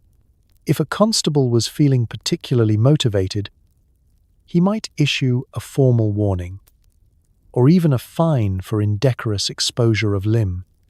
Yes, the city had a specific category for ankle-related crime. It wasn't all bad news. The display of ankle, intentional or not, was also a powerful form of social rebellion. Some young women, weary of endless layers, would accidentally reveal a sliver while boarding an omnibus, just to feel alive. Artists and poets whispered about the beauty of the human form, ankles and all, while scandalous novels hinted that true romance began below the knee. The more daring among society's youth would even hold secret ankle parties, where guests flashed a forbidden inch in the privacy of the parlor, hearts racing, laughter muffled behind handkerchiefs. But as with all things Victorian, the real power was in the drama. The ankle was not just a body part. It was a symbol of defiance, of desire, of the daily battle between repression and the irrepressible urge to kick off your boots and live a little. Every glimpse was an invitation to imagine a world less weighed down by petticoats and propriety. So tonight, as you tuck yourself in, no stockings required, spare a thought for the brave souls who risked everything for a single flash of ankle. May your dreams be breezy, your hems unweighted, and your ankles free to roam wherever sleep takes you. And remember, sometimes a little scandal is just the breath of fresh air a stuffy world needs. Water usage was serious business. Running a bath without proper hours or permission could be seen as wasteful, unpatriotic, or even criminal, and heaven help you if your bathwater dripped onto the neighbor's property. It's a Tuesday evening in 1876, and you're feeling bold. Perhaps you've survived another week of umbrella, dueling, ankle anxiety, and the harrowing decision of what plant to place in your window box. You crave the impossible, a hot bath. You imagine slipping into the soothing warmth, letting the steam erase the grime of London and the existential dread of accidentally jaywalking. But first, you must check the clock, because, of course, Victorian society dictated approved bathing hours, often posted in the kitchen, right below the list of acceptable hat angles. You tiptoe into the washroom, clutching your battered tin tub, only to remember that water is not just a convenience. It's a regulated, moral issue. Cleanliness might be next to godliness. But in the eyes of the city council, so is water conservation. Victorians viewed water like gold, precious, carefully monitored, and definitely not something you splashed around with abandon. Some neighborhoods even had bath monitors, volunteers, or more often the kind of people who enjoy enforcing arbitrary rules, who noted suspicious water usage and reported offenders to the authorities. Even if you navigate the labyrinth of scheduled hours, you're not out of danger yet. The act of filling the tub itself was fraught with peril. Water had to be fetched by bucket, unless you were wealthy enough to have indoor plumbing, in which case you were A, envied, and B, viewed with thinly veiled suspicion. Too much steam curling out the window? The neighbors would gossip. The Westerns are at it again, showing off with their elaborate bathing rituals. Too much noise? Someone might complain about reckless splashing, a formal charge that could appear on your permanent record. But the real threat was leakage. In the row houses of London, a stray drop could mean disaster. Victorian walls were thin, and water was a master escape artist.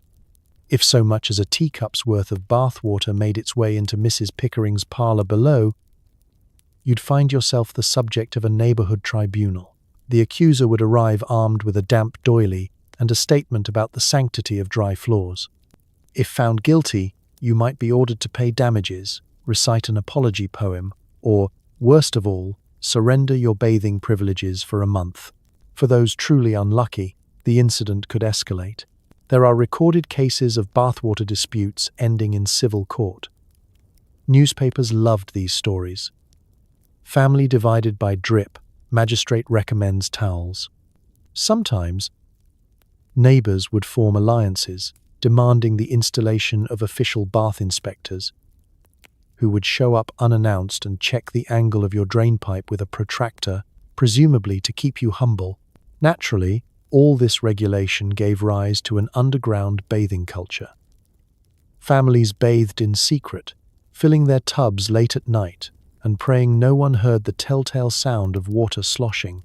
Some brave souls invented silent baths, in which the entire process took place in slow motion, with only the softest of splashes.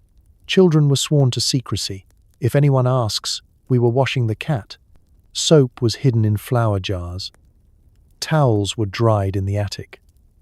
The city's cleanest residents became masters of subterfuge. Of course, there were those who rebelled openly. The daring few who would throw open the window, dump out a pail, and wave at their neighbors with dripping hands. Folk heroes in the making, although they rarely received a parade.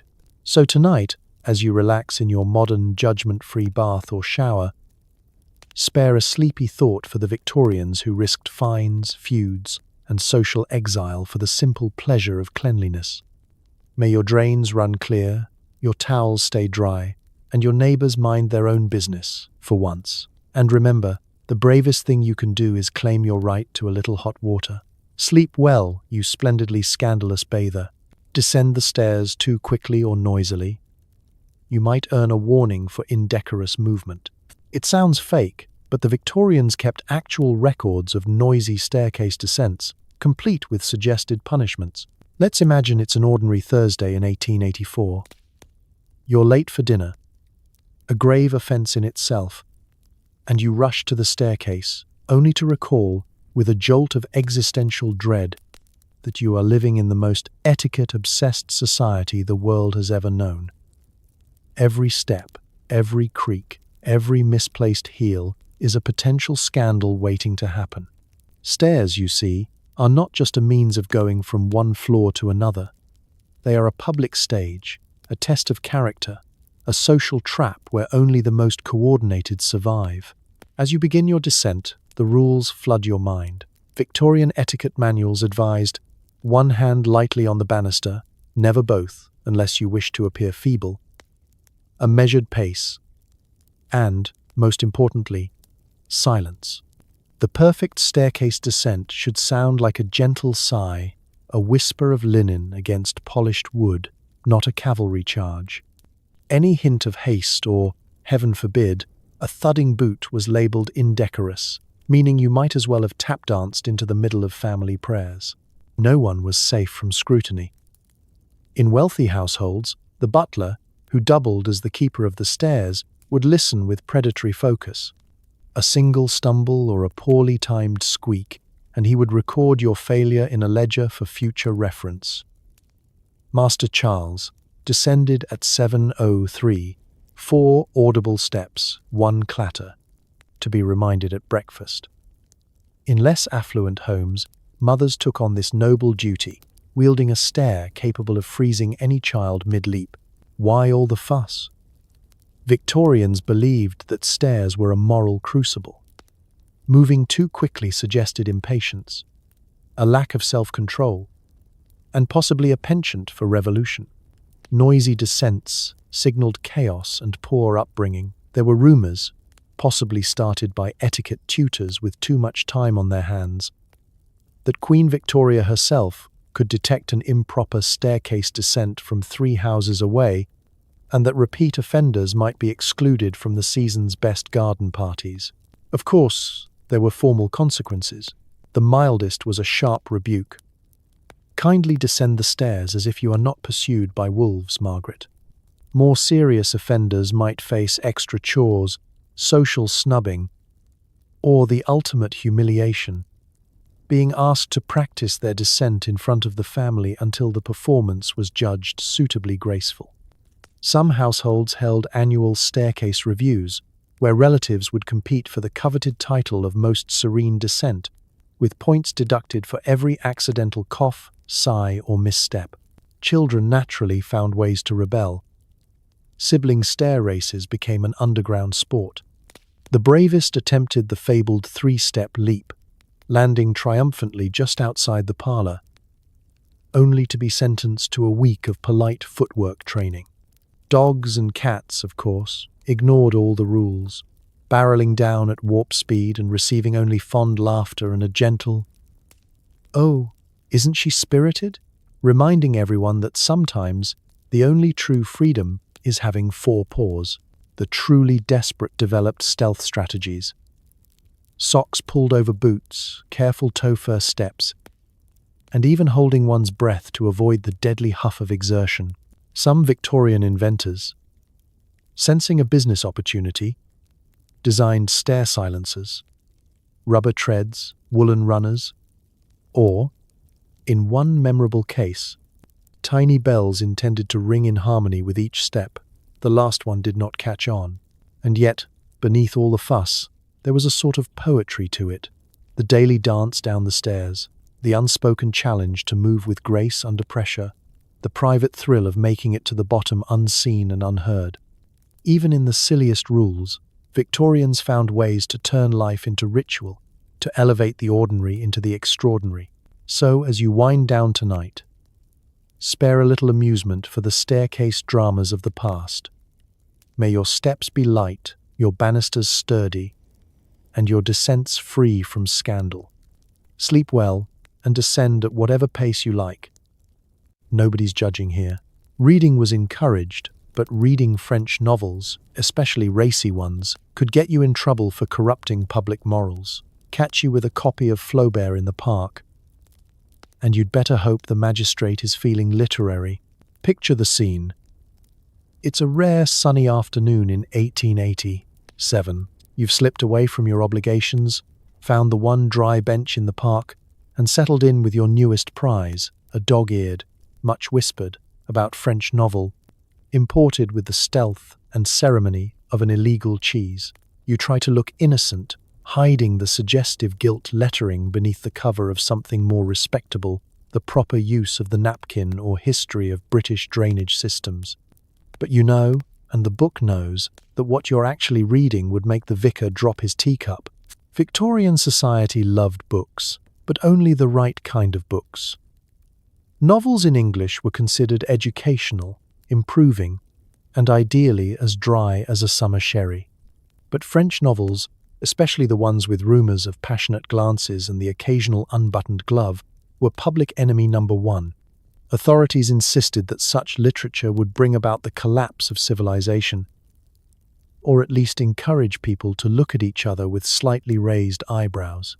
It wasn't just about the words. The very act of reading something French, in public no less, hinted at all sorts of dangerous things. Sophistication, independent thought, a secret desire to eat garlic with dinner.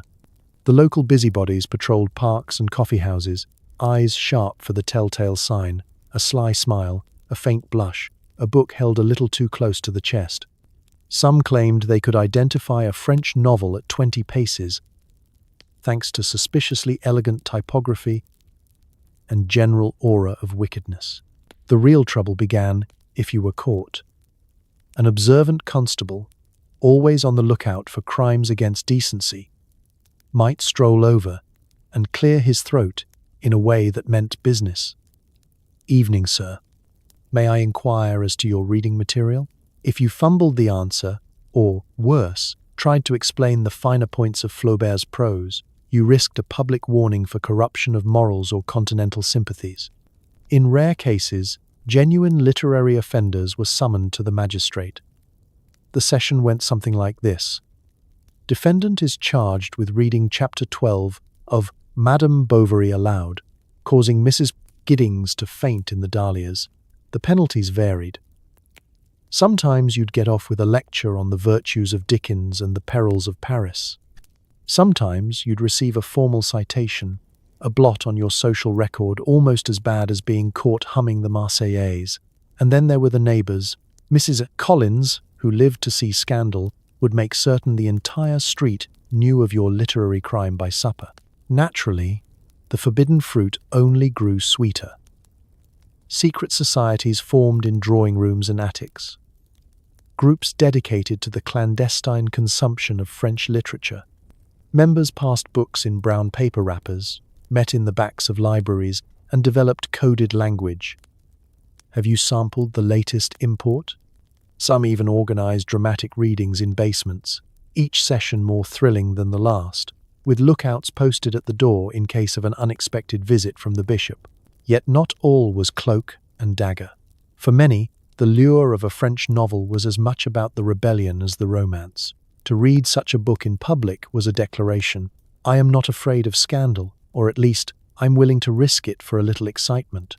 And sometimes, if you were lucky, you'd find a fellow traveller, someone else daring enough to bring Zola to the park.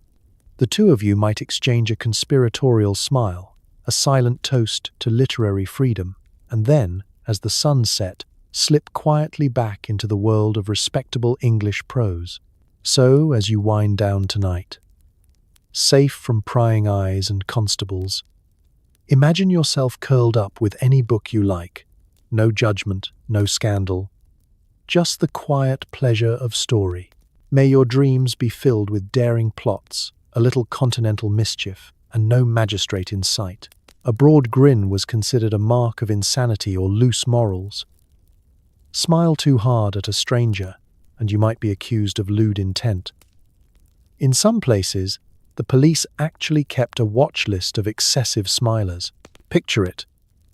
London, 1881. You step out into the brisk morning air, feeling unusually chipper. Maybe your tea was just right. Or perhaps you successfully dodged the previous night's neighborhood debate about improper window-box geraniums. Whatever the reason, a smile creeps across your face as you nod to a passing stranger. Instantly, the mood on the street shifts. Heads turn. A mother shields her child's eyes. The local constable narrows his gaze, jotting something in his notebook. Because in Victorian England, smiles were not the currency of friendliness. They were suspicious, dangerous things. Etiquette books went on for pages about the appropriate display of teeth, urging readers to keep their expressions measured, composed, and never, under any circumstance, suggestive of joy unprompted by official celebration. A smile, unless strictly regulated, was liable to get you labelled as flighty, unhinged, or even continental. Let's be clear. There were only 3 occasions when a public smile was encouraged. The first was on the Queen's birthday, provided you were photographed and in the back row. The second was after an especially funny, but still respectable anecdote, told at a dinner party, preferably involving livestock. The third was if you'd just been informed of a distant relative's promotion in the East India Company, and even then, the correct response was a dignified smirk, quickly suppressed. Anything else was suspect. Walking down the street beaming at strangers? That wasn't confidence. That was a one-way ticket to social exile. Or, for the particularly enthusiastic, a starring role in the constabulary's smiling offenders ledger. The logic was simple. Why would anyone be happy in public without a reason? Perhaps you were a con artist, plotting to sell fake umbrella insurance. Perhaps you were a radical harboring dangerous new ideas about the future of bread. Or, worst of all, perhaps you were French. Children were taught from a young age to regulate their facial expressions. At school, smile discipline was as important as penmanship. Grinning for no reason could earn you extra lessons on the perils of emotional display. The punishment for irrepressible joy? Copying out the rules of propriety, twice, with extra emphasis on the correct degree of lip curvature. Of course, some Victorians just couldn't help themselves. The incurable optimists, the daydreamers, the lovers of a good joke at the butcher's expense, they all paid the price. There are stories of habitual smilers forced to wear modesty veils, or gently encouraged to take up less expressive hobbies, like stamp collecting or the silent study of ferns. Persistent offenders were said to be sent to the countryside, where smiles could run wild and unobserved, much like unlicensed vegetables. Yet even under this tyranny of frowns, rebellion brewed. Some brave souls gathered in secret smiling societies, meeting in back rooms to practice their grins, experiment with daring displays of molar, and tell jokes so dry they could be mistaken for weather reports. In these clandestine meetings, joy was currency, and the only rule was, the wider, the better. Members developed elaborate greeting codes, a subtle twitch of the mouth, a wink, a flash of teeth, all performed in a single heartbeat, hidden from the world outside. And then there were those who simply refused to hide their happiness. The flower seller who greeted each customer with a dazzling beam. The baker who grinned at every child. The street musician who, despite frequent warnings, whistled and smiled at once, a public menace on 2 counts. These cheerful outlaws became local legends, spoken of in whispers by the frowners, and celebrated in secret by those yearning for a little light in a grey world. So as you settle in tonight, free to smile as widely as you please, remember the brave Victorians who risked ridicule and police attention for a bit of joy. May your dreams be full of laughter, secret societies of happiness, and streets where everyone's welcome to grin at strangers. Sleep well and show those molars proudly, no citations here. Finally, the ultimate British crime, queue jumping. Victorians took lines seriously, and cutting the queue at the bakery could see you forcibly removed, or worse, banned from the bread shop forever. No punishment stings like social exile for queue betrayal. Imagine the scene. It's a cold, damp morning in 1892, and all of London seems to have lined up for the same crusty loaf of bread. The air is thick with anticipation, gossip, and the occasional whiff of disappointment from the rye section. The line stretches out the bakery door, wraps around the lamppost, and bends just short of the suspiciously watchful statue of Queen Victoria herself. You join the back, clutching your basket, prepared for a long, dignified wait. But then, disaster strikes. Someone, in a moment of utter madness, or perhaps desperate hunger, sidesteps the sacred order of the queue and slips in ahead of you. It's a small move, almost invisible to the untrained eye. But in Victorian England, it's the social equivalent of open revolt. Eyes narrow, jaws set. The queue, once a collection of polite individuals, instantly transforms into a single, unified organism with one mission: restore order. Victorian queuing was more than an etiquette rule. It was a national identity. Lines, according to popular wisdom, were the only thing separating civilization from chaos. To violate the queue was to disrespect Her Majesty, the Empire, and Mrs. Everleigh's spot, which she had defended for 20 minutes against a particularly aggressive spaniel. Etiquette books were unambiguous. He who dares to cut the queue risks bread, honor, and a lifetime of disapproval. The punishment? Swift and terrible. At first, there would be the communal gasp, soft but deadly. Then the whispered warnings would start. Did you see that? The audacity. He's not even holding a number. The accused might try to feign ignorance, suddenly taking a keen interest in the ginger snaps, or pretending to look for a missing child. It never worked. The queue had seen every trick, every ruse, every attempt to re-enter the line as if nothing had happened. Should the offender persist, escalation was inevitable. A self-appointed queue marshal, usually an elderly woman with years of line-waiting experience and the moral authority of a minor deity, would step forward. "Excuse me, sir," she would announce, "but I believe you are unfamiliar with the order here." Sometimes, this was all it took. The accused would slink back, face burning, to the back of the line, where the queue would close ranks and continue as if nothing had happened. But sometimes, the situation required official intervention. The bakery owner, ever vigilant, would emerge in a cloud of flour, wielding a rolling pin and a glare sharp enough to slice bread. "We have rules in this establishment," he'd declare, as the queue murmured its approval. Repeat offenders faced the ultimate penalty, a lifetime ban. To be exiled from the bakery was to be exiled from polite society itself. People would cross the street to avoid you, gossip would swirl, and your grandchildren would ask, "Why does nobody trust us near the rye?" Children were trained in the art of queuing from the moment they could stand.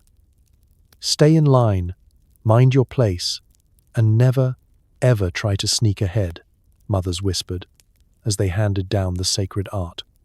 Schoolyards held practice drills, and churches hosted sermons on the virtues of patience, humility, and waiting your turn for the jam buns. And yet, there were queue rebels, those who couldn't resist the urge to test the boundaries. Stories circulated of daring souls who tried to merge lines at the fishmongers, or who created decoy queues just to see if anyone would follow. But these were outliers, quickly spotted and gently but firmly returned to their rightful place. So tonight, as you tuck yourself in, dream of orderly lines, fresh bread, and the satisfaction of knowing your place. And should you ever find yourself in a Victorian bakery, remember, it's better to go hungry than to risk the peril of ignoring the queue. Sleep well and wait your turn. It's laundry day in Victorian England, which means it's also a day for legal jeopardy. Hanging your socks, or, heaven forbid, your unmentionables, out to dry after sunset wasn't just frowned upon, it was illegal in many neighborhoods. One stray stocking waving in the moonlight, and you might find yourself in a midnight showdown with the laundry police, trying to explain your acts of nocturnal indecency. To understand the severity of this seemingly innocent crime, we must first step into the mindset of the Victorian moral machine, a society where propriety wasn't just encouraged, it was enforced with surgical precision and the occasional public scolding. Underwear, in particular, held tremendous symbolic weight. While modern eyes see it as laundry, Victorian eyes saw it as a slippery slope to societal collapse. If a gentleman were to see a lady's petticoat fluttering on a clothesline at dusk, who's to say what unthinkable urges might follow? The very foundation of the empire could be at risk. Evening laundry, then, was more than a domestic task. It was a threat to the nation's moral equilibrium. Municipalities drafted ordinances banning all airing of linens between the hours of 6 p.m. and sunrise, citing reasons that ranged from disruptive shadows to the potential agitation of passing clergymen. Some districts went so far as to employ night-drying inspectors, who would roam the lanes with oil lanterns and notepads, vigilantly sniffing the air for damp flannel and misplaced virtue. The punishments were suitably dramatic. First-time offenders might receive a written citation and a mandatory visit from the Society for the Preservation of Evening Decency, a group of humorless ladies armed with pamphlets and very pointed glances. Repeat offenders faced public readings of the local laundry code, delivered by the magistrate himself in a tone of grim solemnity, often in front of the offending window. "Mrs. Penrose," he'd declare, "has once again aired bloomers under the cover of darkness. Let it be known, the drying of drawers is a daylight affair." And yet, life had to go on.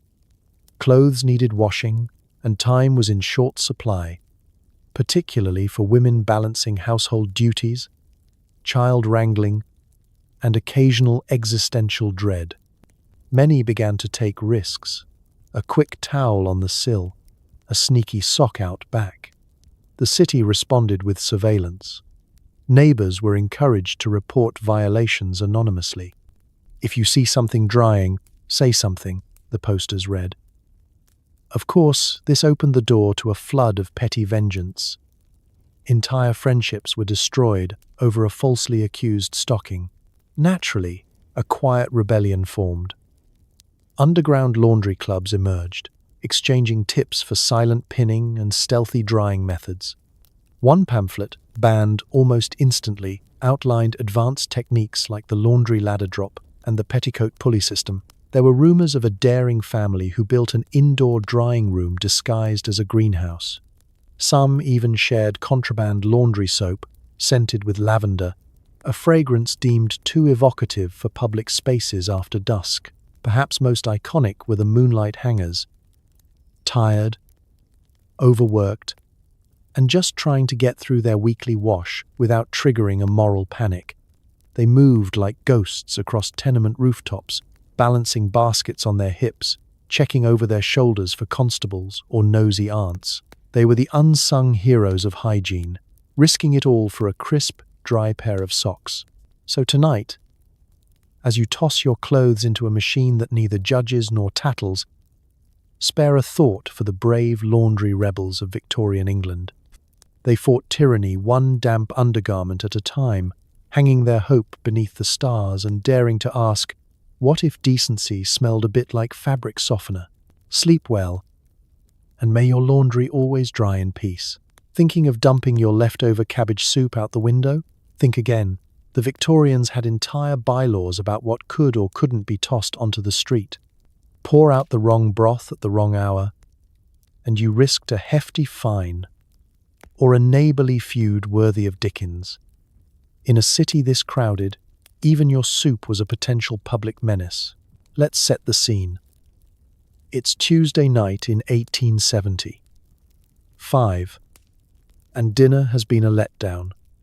The cabbage soup, once so promising, has turned. It's not exactly spoiled, but it's drifting toward a flavour profile best described as ambitious pond. You eye the pot, then the window. For a fleeting moment, you imagine joining generations of city dwellers who solved life's culinary problems with a well-aimed splash. Out the window it goes, down to the street, never to be thought of again, except not so fast. This is Victorian England, and if there's anything your neighbours love more than cabbage soup, it's rules. The city fathers have drawn up a list of bylaws so precise, so breathtakingly fussy, you'd think they were trying to win a medal for bureaucracy. No liquids of offensive odour or unusual hue may be ejected from the home after sunset. Broths with floating objects must be pre-approved by the local committee of drains. Under no circumstances shall solid chunks of turnip be launched in a southerly direction. It's all in the paperwork. Your window overlooks a narrow, endlessly busy street. Below, neighbours pass, ears pricked for the telltale splash of forbidden broth. There's Mrs. Pritchard from number 4, carrying her famous notebook of street violations, ever ready to log the time, colour, and approximate viscosity of any falling liquid. A single rogue soup event, and she'll have a statement ready for the parish council before you've even wiped your hands. Still, some try their luck. Stealth soup disposal becomes a clandestine art. There's the midnight pour, waiting until the clock strikes 12, and the street is as empty as Victorian streets ever get. Some develop elaborate ruses, disguising cabbage soup as authorized gruel or dumping it in small increments, hoping to avoid the splash that signals guilt. The truly paranoid deploy a lookout, usually a child, stationed below, ready to call all clear, with the loyalty of a secret agent and the moral ambiguity of a Dickensian orphan. Of course, there are risks. If caught in the act, punishment is swift. The constable appears, led by the evidence of a faintly green puddle and the unmistakable aroma of neglected cabbage. "Is this your doing?" he asks, already knowing the answer. That's a 2-shilling fine and a warning about contributing to the downfall of urban decency. If you're a repeat offender, you might be required to attend the dreaded soup disposal lecture, a 2-hour sermon on the perils of public broth. But the consequences don't stop with the law. In a city of close quarters, neighbourly feuds run deep. The wrong soup at the wrong time can ignite years of icy silence, passive-aggressive notes, and fierce competition over who can grow the most impressive marigolds in the front window box. Whole streets have split over soup. The phrase, "Remember the pea soup incident of '68, is whispered with horror in many a London parlour. Yet, Victorians are nothing if not creative. Some take up composting, burying the evidence in backyard gardens and hoping the beats won't rat them out. Others disguise leftovers as gifts. A lovely hearty broth for Mrs. Dawes, and walk away quickly. And of course, there's always the city dump, a teeming, bubbling mass of rejected dinners, where soup can go to die without causing a scandal. So tonight, as you relax with no leftover soup dilemmas, be grateful for modern plumbing and rubbish bins.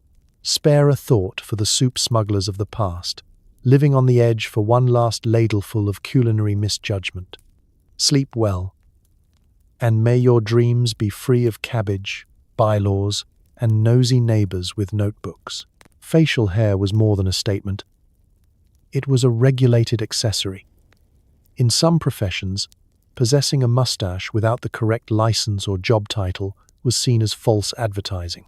Imagine being stopped in the street for your suspicious whiskers. "Excuse me, sir, is that a legal mustache, or are you impersonating a railway conductor? It's 1886.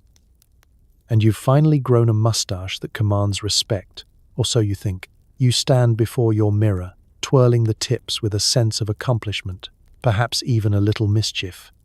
But out in the wilds of Victorian London, that proud display of facial hair is about to land you in a world of trouble. Because here, moustaches are not simply grown, they are earned, and most importantly, officially sanctioned. Victorian society was awash in rules about who could sport which style of facial hair. Certain professions, railway conductors, military officers, policemen, were expected, by law or strong suggestion, to have a specific type of moustache, often catalogued with more precision than the city's sewer system. The logic was simple. A moustache inspired confidence, authority, and a sense that one might, at any moment, whistle for assistance or direct a parade. But if you, an ordinary citizen, say, a shop clerk or a baker's apprentice, dared to cultivate the wrong sort of facial hair, you risked public confusion and, worse, legal action. The authorities considered it misleading the public, a crime only slightly less serious than passing yourself off as a bishop or using the wrong fork at dinner. Licensing boards issued elaborate documents with seals and signatures, specifying the shape, width, and social appropriateness of your upper lip adornment. Even the color could be scrutinized. Are you, in fact, a natural auburn, or has this been enhanced for purposes of deception? There were inspections, naturally, constables and mustache wardens. Yes, that was a real thing. Patrolled busy streets and train stations, eyes peeled for unlawful whiskers. A gentleman might be stopped at any moment, required to present his facial hair license along with a brief explanation of his career path and intent. The scene could turn theatrical fast. "Do you have the authority to twirl, sir? And who authorized that wax?" Punishments for unlicensed mustaches varied by neighborhood and severity. The lenient magistrate might issue a warning and demand a close shave by sundown. The stricter courts could require a public trimming performed in the square to set an example for other would-be impostors. The most notorious cases landed in the newspapers. Suspicious mustache causes panic on Baker Street, man forced to goatee jail. Of course, Victorians were nothing if not resourceful. Some tried to fake their credentials, borrowing badges from friends in mustachioed professions or crafting elaborate backstories. "I'm an auxiliary train conductor, part-time, mostly weekends," they'd insist. Others took the opposite route, hiding their moustaches behind scarves or elaborate scarves, only to be undone by a strong gust of wind and an eagle-eyed inspector. Women weren't immune to the drama. An unfortunate hormonal imbalance could lead to awkward questions from the neighborhood committee. Children, meanwhile, grew up dreaming of the day when they too could apply for their first preliminary moustache permit, a rite of passage second only to their debut in polite society. And for those who resented the whole charade, there was the underground, secret societies of facial hair enthusiasts, meeting in smoky parlors to trade grooming tips and swap unlicensed combs. Here, moustaches could run wild, handlebar, pencil-thin, walrus, even the elusive imperial. Rebels all, risking it for the thrill of forbidden follicles. The licensing laws, naturally, led to endless confusion. Who really counted as a conductor? Was a waxed mustache inherently more suspicious than a natural one? Could one be fined for sideburns with intent to mustache? The debates raged on, fueling countless dinner table arguments and more than a few hair-raising courtroom dramas. So as you drift off tonight, spare a thought for those brave souls who risked social ruin for the freedom to twirl. May your dreams be filled with glorious mustaches, licensed or not, and a world where every whisker is welcome. Sleep well, and may your facial hair never be questioned by strangers. And so, tonight, you've survived another long and winding walk through history, a place where every umbrella, hat, and idle donkey was one step away from a courtroom drama. You've dodged the laundry police, tiptoed around the ankle scandal, and bravely resisted the temptation to whistle after dark. You've learned the subtle art of not loitering, the dangers of running a bath, and the existential peril of buying cucumbers without a license. In Victorian England, life was a never-ending obstacle course of rules, some so bizarre that even the most imaginative modern bureaucrat would blush. It's easy to laugh at how serious they were about hats, moustaches, and queue order. But beneath the starch and silliness was a kind of anxious hope. A belief that if everyone just followed enough rules, maybe the world would finally make sense. Of course, it didn't. People still fell in love, got into trouble, and snuck a nap on public benches when nobody was looking. So, as you sink into your clean, regulation-free bed, with all the modern comforts that would have blown a Victorian's mind, maybe whisper a little thank you to your ancestors, the ones who survived not just the big disasters, but also the daily avalanche of petty laws and neighborly complaints. Remember, history may be ridiculous, but it's also proof that people, no matter how constrained, always find a way to laugh, love, and live just a little bit outside the lines. And maybe, just maybe, the next time you jaywalk, wear mismatched socks, or smile too widely at a stranger, you'll remember the thousands who came before you, risking it all for one unlicensed mustache, one forbidden kite, or one extra scoop of ice cream. Sleep well and be grateful for your freedoms. May your dreams be free of inspectors, and may your umbrella always open at the right angle. Good night.